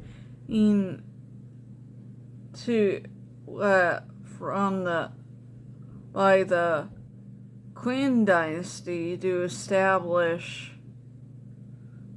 to make China whole. Because by now the Qin dynasty would have merged all of those tiny Chinese kingdoms in order to make united China.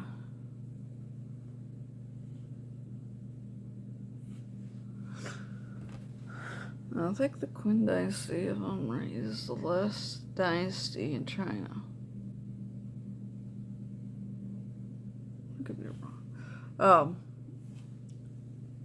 But so, there's a reason why the Zhou dynasty is no more, because the Qin dynasty had an idea to merge all of those tiny Chinese kingdoms into one, and the guy that did that probably got the name as the first emperor of China.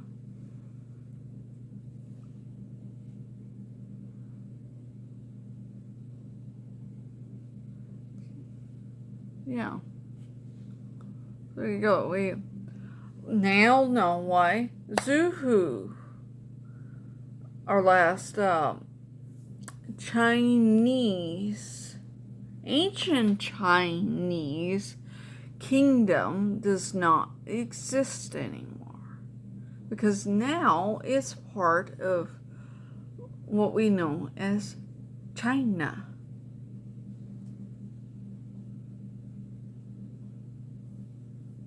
And brought out later on, we'll find out what happened to the Qin dynasty. I think that'd be more in modern day.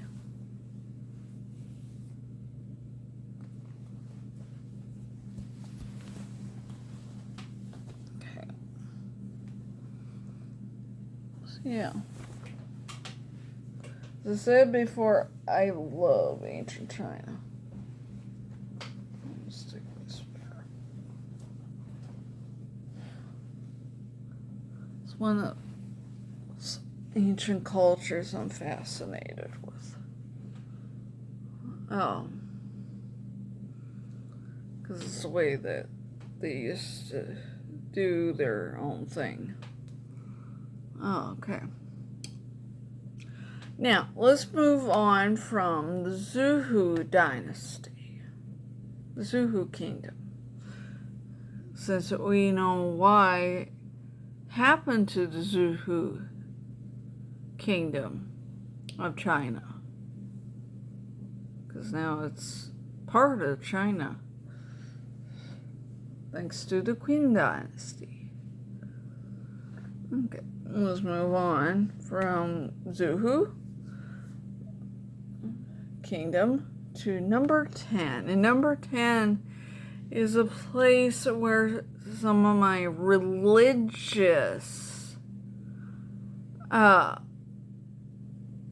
viewers probably have would recognize this kingdom's name.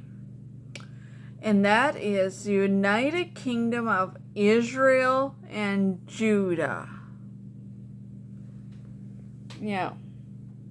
One time, Israel and Judah were one kingdom. Like all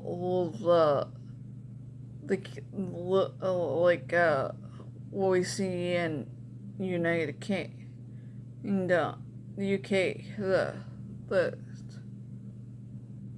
it's all made up of tiny little kingdoms that used to rule independently.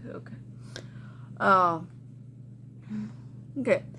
United Kingdom of Israel and Judah was a Middle Eastern kingdom. So yeah, we're going from the northern China back to the Middle East in this video. And that was from 1030 BC until 931 BCE. When United Kingdom of Israel and Judah collapsed and split into two separate kingdoms. So we see them going on their own, doing their own thing. The kingdom of Israel, in brackets, was the northern kingdom, so up here. And the kingdom of Judah was the southern kingdom, so down here. Yeah. The northern kingdom was conquered. Okay, the northern kingdom's gone. By the Neo-Assyrian Empire. 722 BCE. While the southern kingdom also was conquered by the Neo-Babylonian Empire. Okay, we're seeing a lot of the Neo-Babylonians.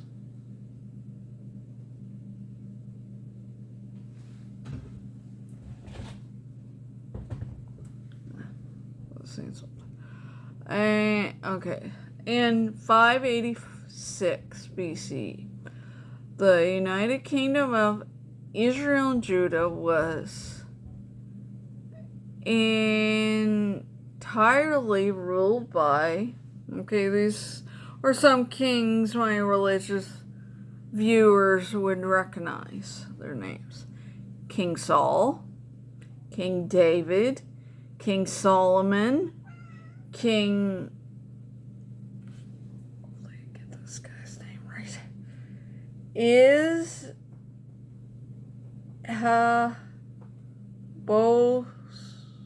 Heath. After King Solomon's death. Okay. King Solomon's the last king. The kingdom split into two. Going this way. The northern kingdom of Israel and the southern kingdom of Judah. Okay, now they're going their own way, and they're doing their own thing. And hello, Stash. Everybody remember Stash? You haven't seen her in a while on this channel. You know you're blocking the view of this video. Are you a conquer cat? What kingdom are you conquering? Are you conquering my channel? Okay. Everybody needs to see me. Hey, don't bite. Be nice.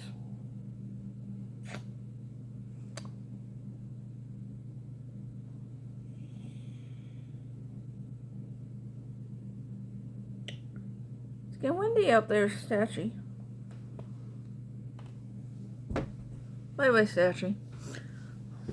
Use in a way like her sister gets. Anyways,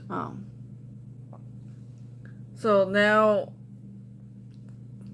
Israel and Judah are not anymore. The United Kingdom of Israel and Judah are done. No, they've been conquered, so they are doing their own thing now. And they both have their own sets of kings now. And in a little bit, we'll see what the progress of what happened to them when they split. Did they last? I know Israel we all know, is still around, but doesn't have monarch anymore, but we'll find out why it doesn't have a monarch anymore. Because I said earlier that they haven't had a monarch since the biblical days, and that's been like almost 1,000 years ago. Yeah, it's been 1,000 years ago. I wasn't born in the biblical days, or otherwise I would be I'd be a well-old woman. I'd be a lot older than 39 years old. No. Okay. So yeah. So Israel and Judah used to be in a kingdom together, kind of like we see with England, Scotland, Wales, Ireland, the Isle of Man. They're all in one kingdom together, ruled by one king. Happens to be my cousin. My voice. So, way back in history, Israel and Judah were ruled by one king, and we all know that the idea of their kings it was supposed to be, if anybody knows their biblical, remembers their biblical stuff, that they're chosen by God. Now, there's a lot of religious movies that could explain it more. Okay. Well, now, since we know what happened to the United Kingdom of Israel and Judah, and yes, Judah is famous for one king in the history book, in the biblical history, which we'll learn about him later, which dawned on me to include this guy. But you can guess who he is. Okay. Now, we'll move on from our first biblical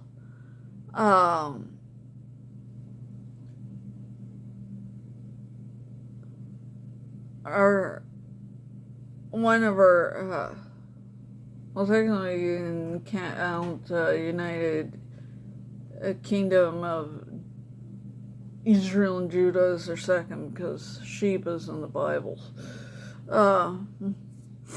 Okay, our second biblical former kingdom. To number 11. So yeah, we're moving on from the United Kingdom, Israel and Judah. Nice knowing. To number 11, and it's the kingdom of Ammon. Kingdom of Ammon was a Middle Eastern kingdom, so we're staying in the Middle East.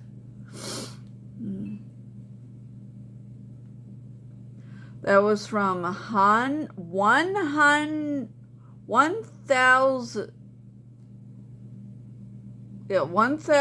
BC until 332 BC, when gradually the kingdom of Ammon declined, lost its independence due to various factors, including conquest by the Assyrians and Babylonians empires. Okay, we're seeing them come up again.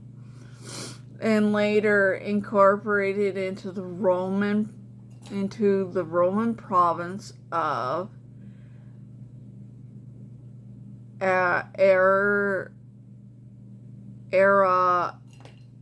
Arabia,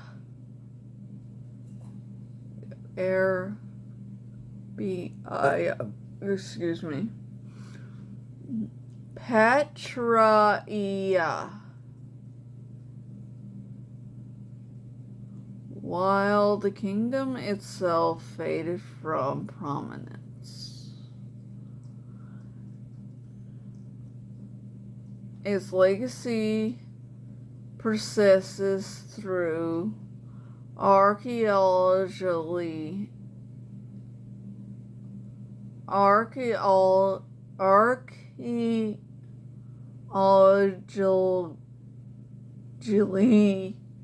remnants in historical records. So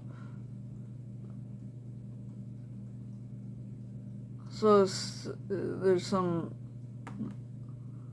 archaeologists found some remnants of this kingdom of Ammon, and they found there's been recorded records this place existed.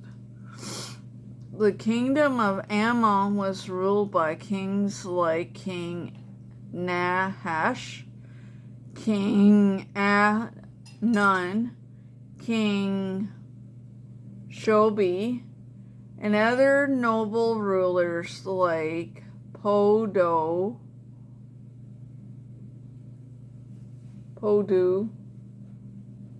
Il, also known as Pudu Il, who retained his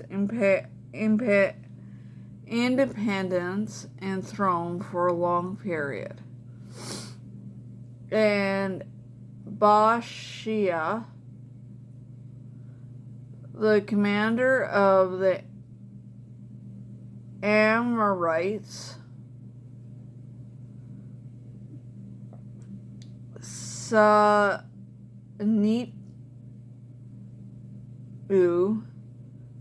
and his successor Pudu Il were also mentioned as paying tribute to the Assyrian kings.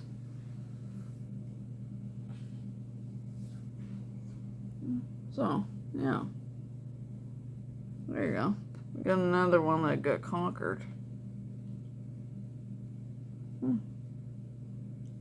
That's why Ammon is not around anymore. Okay, let's move on from Ammon to our third biblical kingdom. And we just mentioned him and the one after him before because he was united, remember, with the guy after him till they broke up and went their own way. And that's at number 12, and it's the kingdom of Israel. Okay. The kingdom of Israel was a Middle Eastern kingdom that was from 930 BC until 720 BC, when Neo-Assyrian Empire conquered and destroyed the kingdom of Israel. In 720 BC, the kingdom of Israel was ruled by the first king,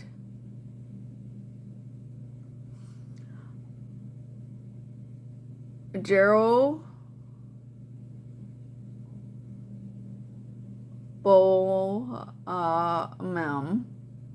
first.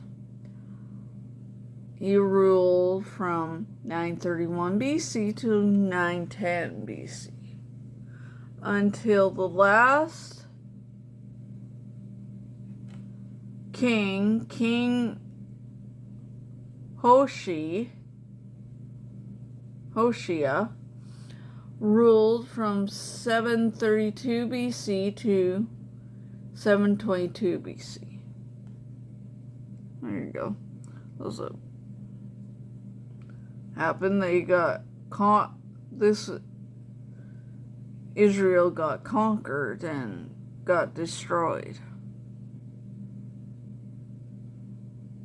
That's why it's not a kingdom anymore. It's just it's only independent country. And it's been on the news quite a bit lately. Okay. Now let's move on to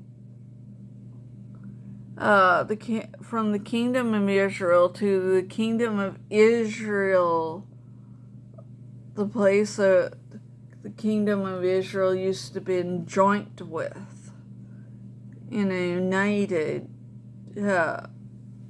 in its own personal, used to be in an own personal union for a while till they split up. And that place is in number 13. It's the kingdom of Judah. And I bet you can guess what king used to rule Judah around the time of Jesus Christ. Okay. The kingdom of Judah was a Middle Eastern kingdom that was from 930 BC until 586 BCE, when Babylonian conquered and destroyed the kingdom of Judah in 586 BC.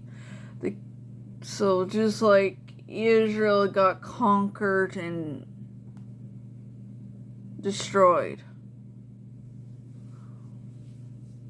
by another kingdom.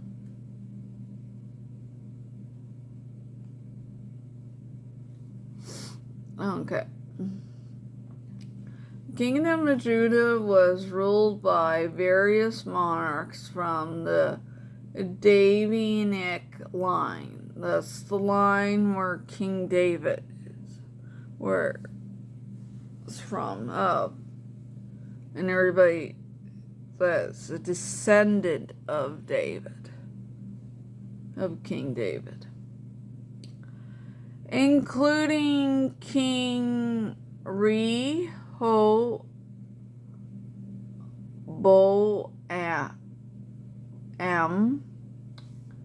King Abijah,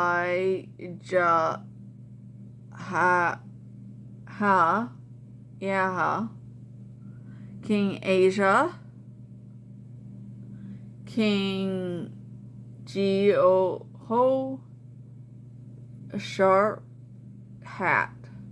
King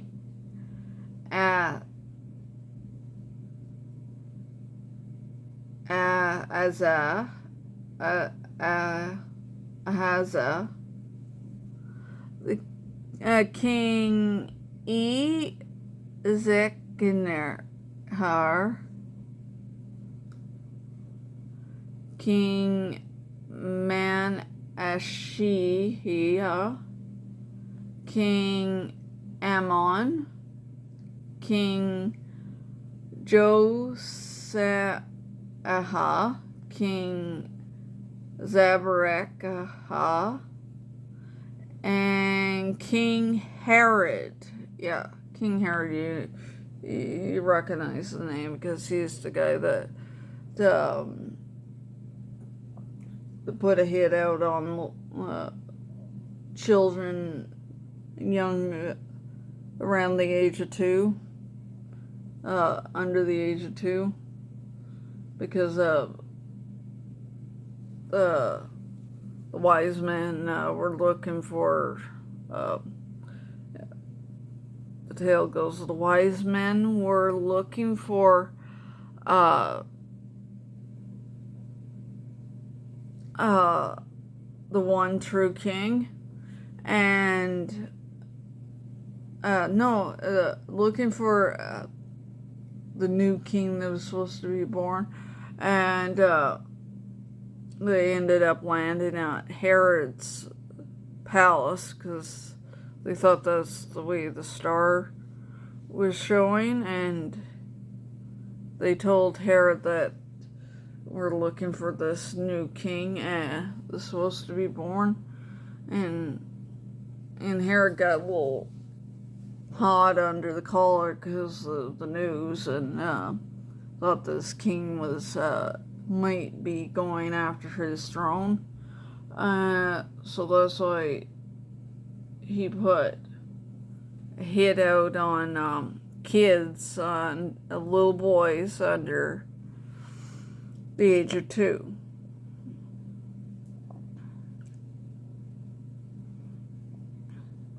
But then I see something that Jesus could be a descendant of Herod. It's hard to say, maybe related.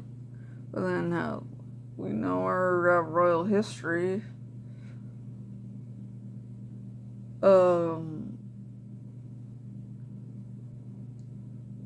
Monarchs back then would, back in history, more or less killed off half of their relatives to ensure their throne, but forgot that the fact that there's a chance that someday that they're the king or queen that is doing the bloodthirst thing is eventually someday going to die, and they really, really need to keep a bunch of heirs around just in case Grim comes in, the Grim Reaper comes for them. Okay. Continue on. The Davidic line, which began with King David, ruled Judah for approximately 4 centuries. So that's quite a bit of time for this line to be ruling the kingdom of Judah. And you think of it, most of that time, the kingdom of Judah happened to be united with the kingdom of Israel. But now that those two kingdoms don't exist anymore because they were conquered and destroyed.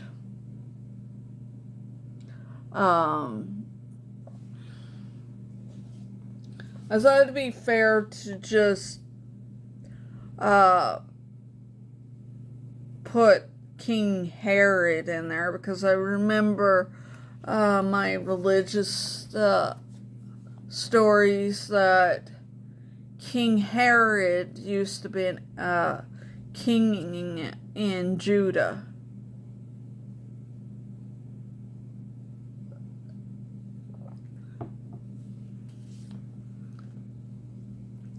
And plus, he's in the story of the birth of Jesus, because unfortunately the wise men landed at the wrong place. A bit after the whole put out on a hit, like he was a mob, part of the mafia, that he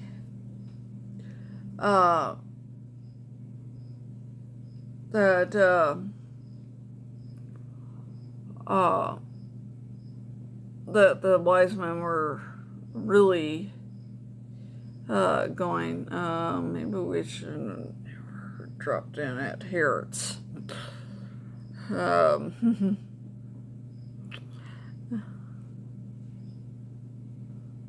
Should just say it is a 6-8 Cherry Street.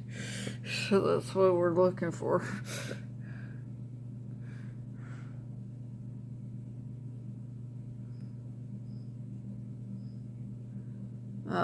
Yeah.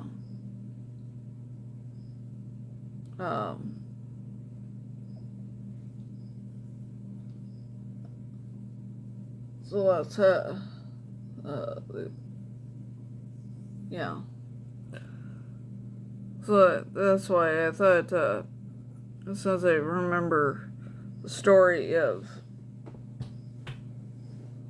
the night before Christmas, night before the birth of the night of the birth of Jesus, that I remember that Herod's in there in that story, that unfortunately the wise men landed at the wrong place, because they didn't know. They were just following this star in the sky. And, technically, unfortunately, I guess they didn't know back then. The stars happened to move because in the sky. And that's probably when that one star stopped for a little bit. They probably assumed Herod's castle was where the baby was being born, this new king was being born, thinking that, oh, we were at the right place. And when they carried on after Herod said, answered the question if there was any new babies being born, going to be born right now. It's like, is your wife in labor?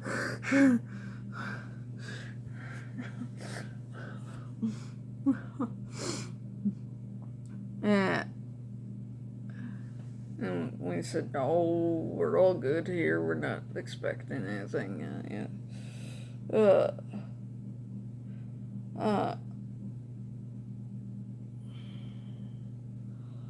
But they mainly carried on, and they did what they didn't know, that that little news of what was going to happen in the world kind of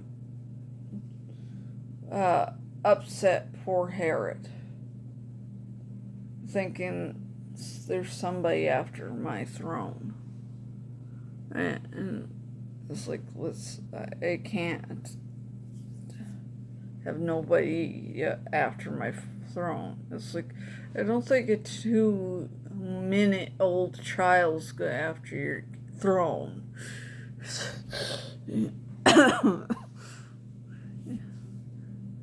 It hasn't even mastered breastfeeding yet, so I don't think it's worried about ruling anything.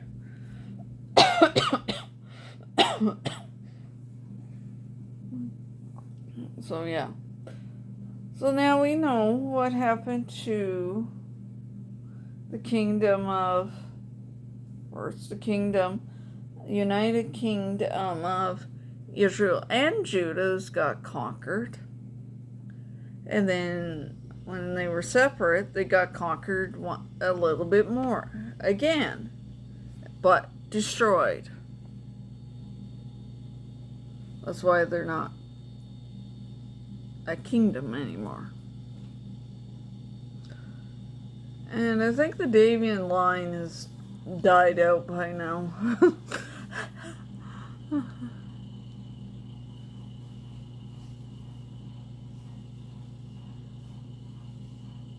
Where does Judah sit today?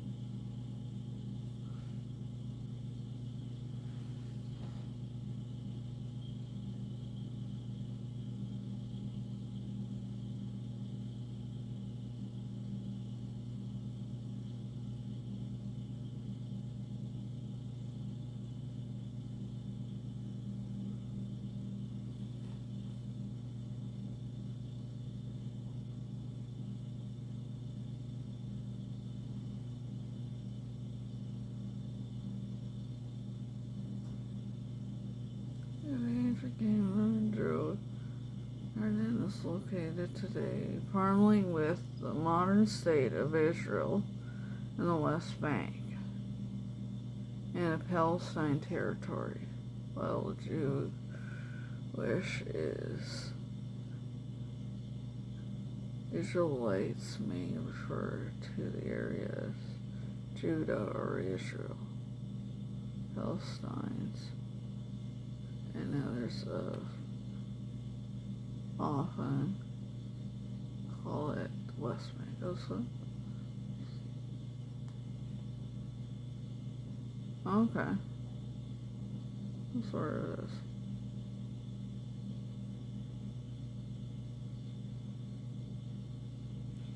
Okay.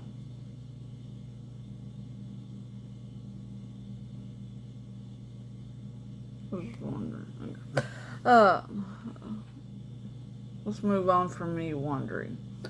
So we'll move on from the kingdom of Judah, where Herod used to rule, and the Davidian line ruled over, to number 14,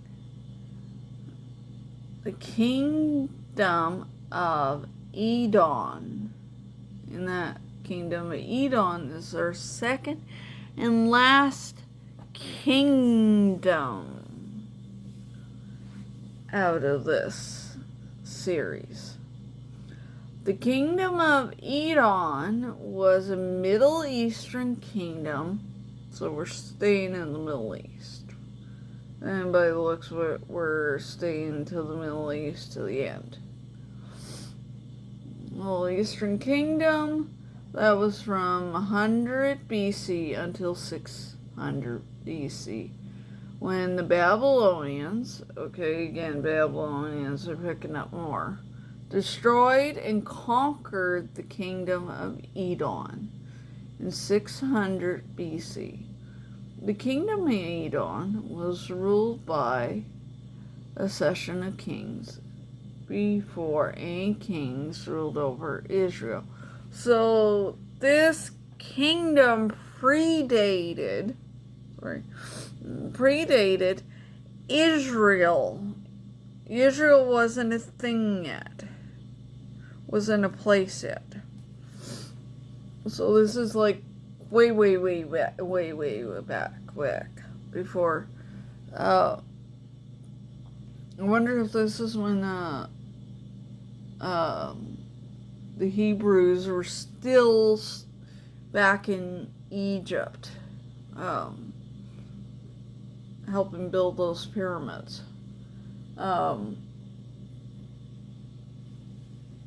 Before everybody would get my biblical guys right. Moses? Yeah. Did the whole splitting of the Red Sea. So this is a kingdom that predated Israel. Israel wasn't a thing yet, a place yet. So it included King Bela, King Jobab, King Husham, King Hadad, King Samalah, King Samuel,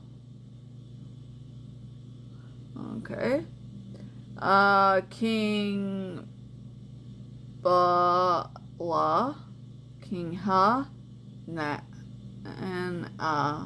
and King Hadar.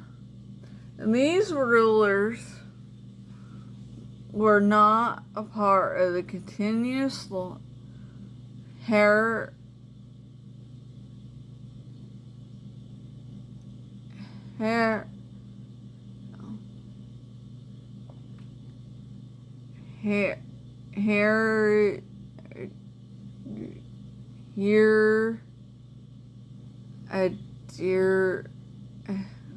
hereditary line.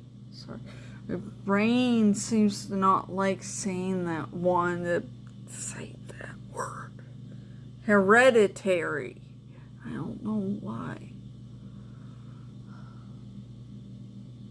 The period of Edom Emate kingship predates the establishment of the Israelite monarchy. So, if I'm right, I think this kingdom was around the time when the Israelites, when it must have been when the Hebrews were still back in Egypt, helping the pharaohs back there, getting those the like the Great Pyramid and all that built up before Moses heard the word of the Christian God and to bring the Hebrews out of Egypt and massively split the Red Sea in two. This is way before that. Because I'm thinking, if I'm right, I'm thinking that they're still back there in Egypt. This is way before the birth of Jesus. It predates a lot of our biblical figures in history, in biblical history. This is like way after the whole Adam and Eve thing. This is kind of somewhere, I think, after Abraham trying to sacrifice his kid, but couldn't. Yeah. I think this is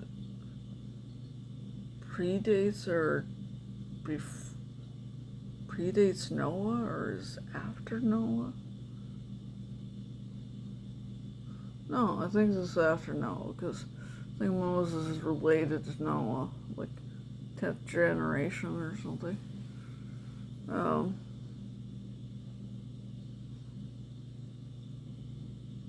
Yeah, this is like really before. Okay, this kingdom is a lot older than the kingdom of Israel and Judah. Those two kingdoms don't exist yet. They're not founded yet. They haven't been on the board yet. But they're somewhere still around the time of the kingdom of Egypt, where we see that the Hebrews are over there in Egypt getting the pyramids built up before they made their walk through the desert. And eventually found the kingdom of Israel and Judah. Because as it says, this predates the Israelite kingdom. So the Israelite kingdom is not existed yet.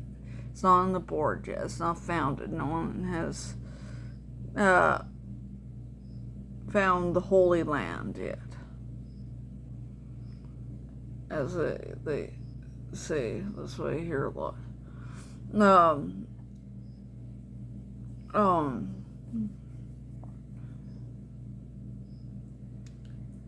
Okay, yeah, so this kingdom that we just talked about is older than the kingdom of Israel. Because the kingdom of Israel's not here yet. It's not on the board yet. So, because the kingdom of Israel in this time frame is not founded yet.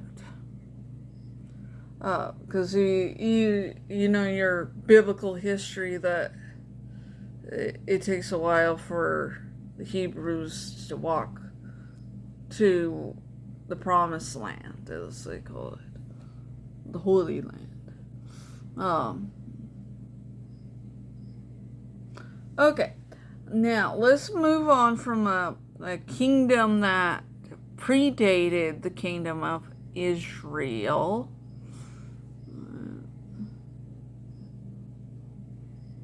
The kingdom of Iman. Really, it is quite older. Because Iman started in 900 BC and Israel started in 930 BC. Yeah. Okay. Let's move on from Kingdom Iman to our final and last one, and that's at number 15. And that is the kingdom of Ur-2. Kingdom of Ur-2 was a Middle Eastern kingdom. And this is our last Middle Eastern kingdom we're going to see in this series. From 858 BC, that's an area code, to 585 BC, when the constant wars weakened the kingdom of Ur-2, causing the kingdom to be conquered by Medius, yeah, that's the guy that we talked about in part 1 that conquered one of our former kingdoms. Okay. In 585 BC, so he's conquered another kingdom, which happens to be our last one from the series. I guess a bunch of wars would weaken your kingdom to make it easy pickings for anybody. The kingdom of Ur-2 was ruled by... Hold on, I'll be back. Sorry about that. Just calling nature. Let's put that there. Okay, we were talking about the kingdom of Ur-2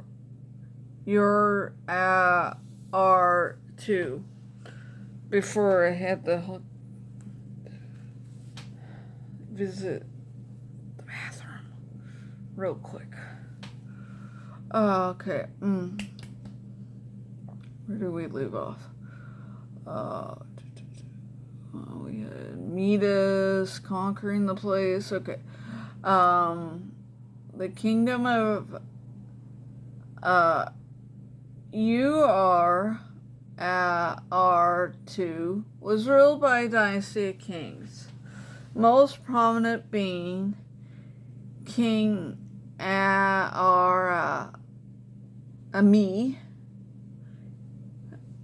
He ruled from 858 to 844 BC. And then King Lu Tai Pari, he ruled from 844 to 834 BC. And then King Sar Du Ri, he ruled from 834 to 828 BC. And last but not least, King who and he ruled last from 828 to 810 BC. Okay. The kings established and expanded the Arytarian kingdom, making it a powerful force in the region. So mainly most of, like the rest of the series, mostly we found out most of it was conquering. And this last bit, mostly we all see conquering in this last part. There's no, we have no droughts, we have no earthquakes, no nasty volcanoes like we've seen with the Minoans and the Mycenaeans. Hopefully a lot of you like the earthquake video with Homer Simpson in it. And volcano up top.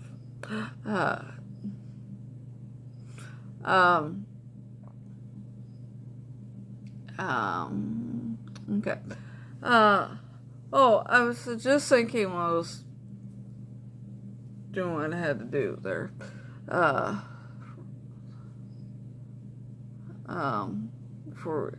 Let's figure out how old that one kingdom that dated Israel,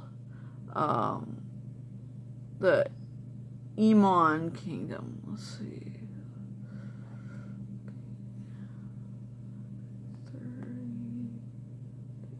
900. Okay, Iman predated the kingdom of Israel by 30 years. So yeah, that's, if I'm right, that's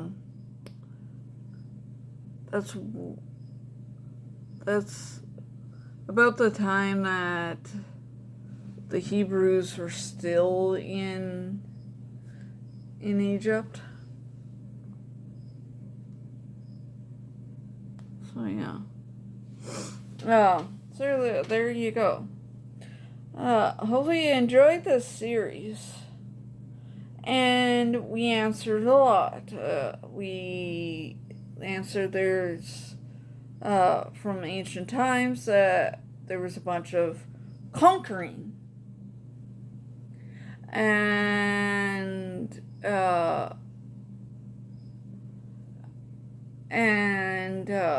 there was a bunch of, some were natural disasters like earthquakes, and a volcano, and we had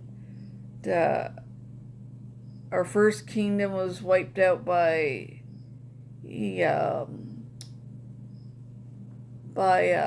climate change and shifted their water resources to where it was unsafe to be there, because humans need water.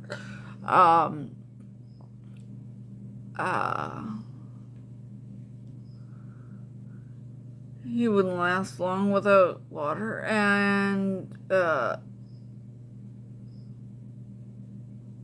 we learned that other kingdoms were, why other kingdoms conquered other kingdoms was to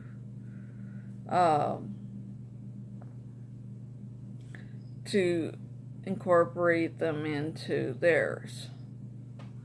And this, unfortunately, we had a lot of kingdoms in this last bit picked up. And obviously, when you got a lot of war going on in your country, I know that that that your kingdom or country will get to the point that it will weaken, like the kingdom of URR2, just had constant wars, like one after one another, after another, after another. It's like, can this stop? That it was easy pickings for medius is to pick it up and incorporate it in his empire, into his kingdom, so it could grow. And we learned today that the last kingdom, the last Chinese kingdom, Zhuhu, got conquered, and it was by the kingdom that made made China whole. This is predating the whole Mongol thing. There's another interesting ancient culture, is the Mongols.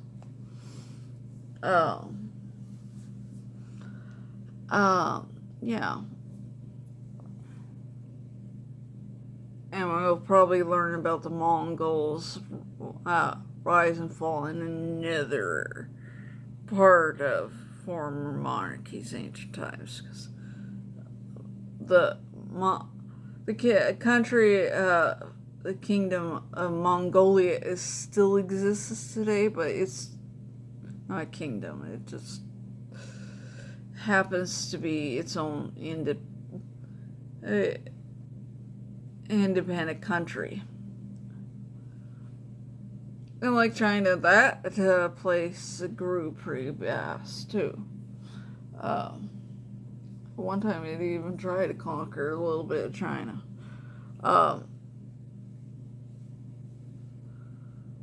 Yeah.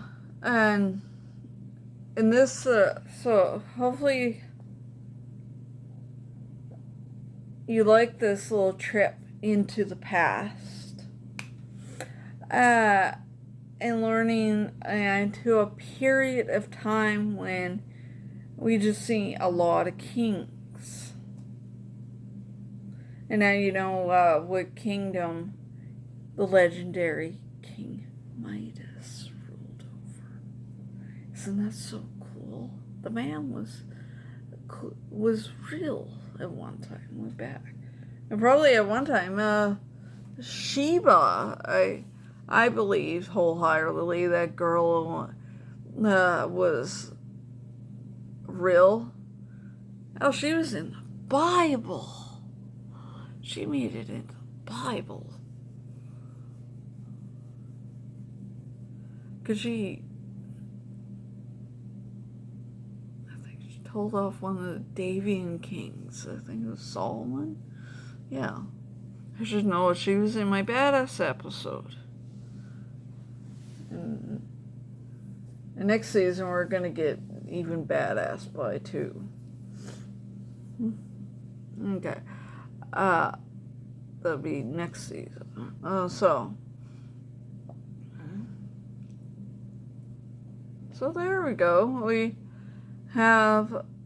We learned a lot in this series. And when we get next season, when we get into the next series, we're going to be looking into more at the continents of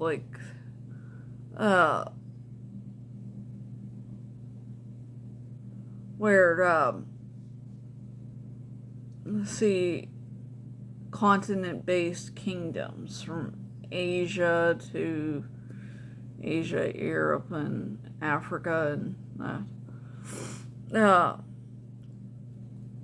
uh, we'll learn a little bit more what kingdoms fell then, in the antiquity era. So you know that a lot of these ancient time kingdoms were around when most biblical figures would have been alive. So we're seeing like the early parts of the Bible, not the early, we're not going all the way back to the crazy couple of Adam and Eve.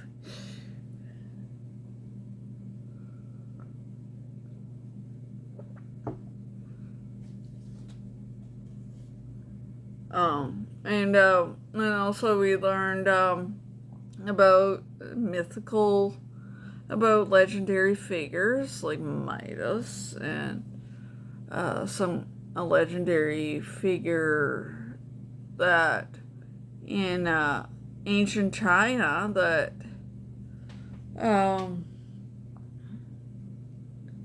was in their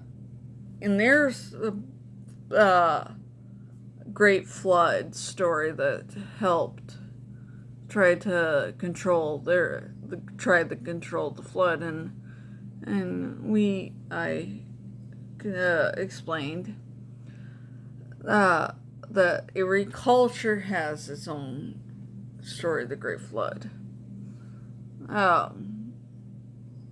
If you look hard and low, practically almost every story, every culture is saying the same thing. That there's something that happened. And we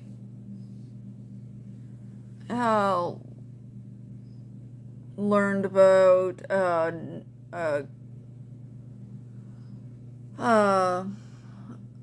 a kingdom from North Vietnam, which I happened to screw up its conqueror with.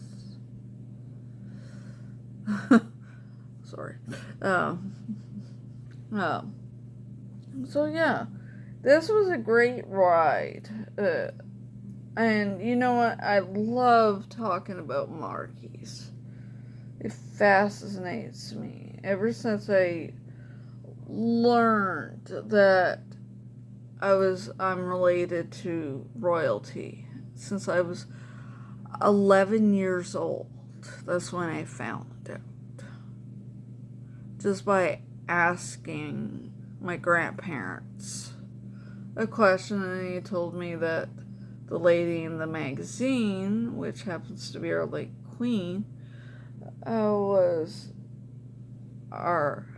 related. She's my 16th cousin. Her kids would be my 17th. So yeah. So ever since then, it's fascinated me. I used to collect a lot of royal stuff. It takes a lot of time to do that. But since I have a YouTube channel, I can once in a while talk about some royal topics. And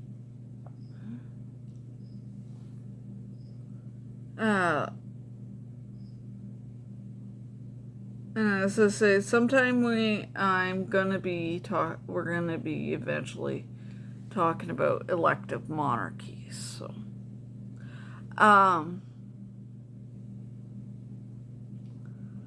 So if you like this and you enjoyed this series, hopefully you did.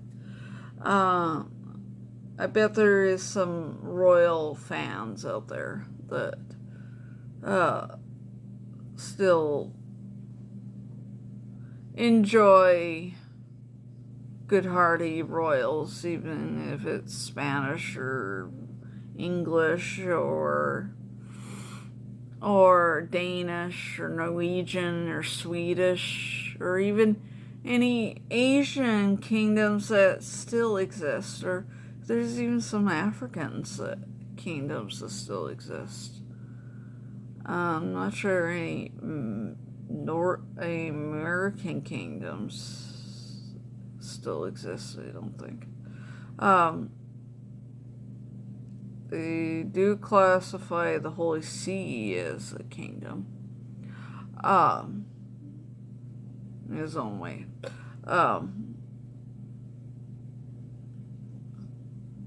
Little different on that one, because it's a little different setup. Okay, have that.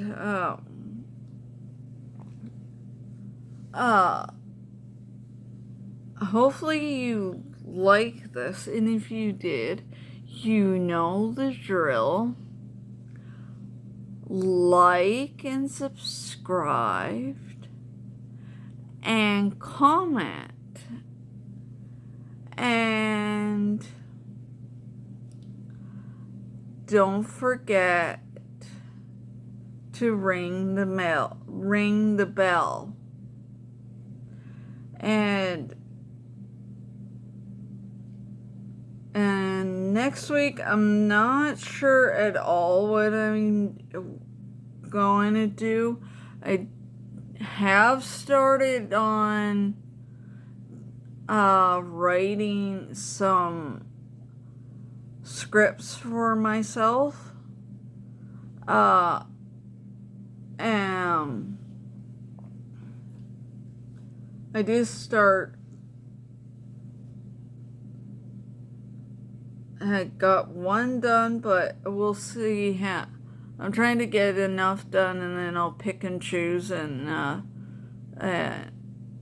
because I'm trying to not have it all the same topic, and then you get bored. And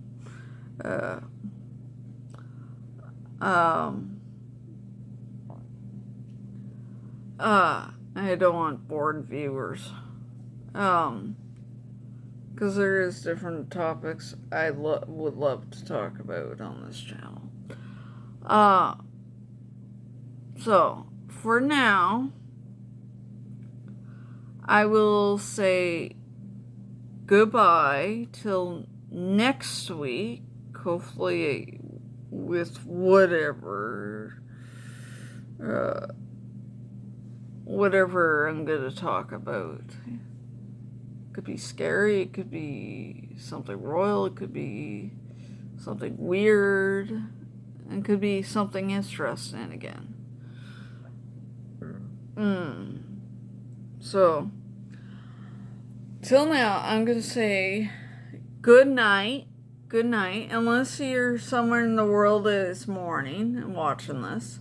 So, if that, good morning. To my viewers that are probably just waking up right now.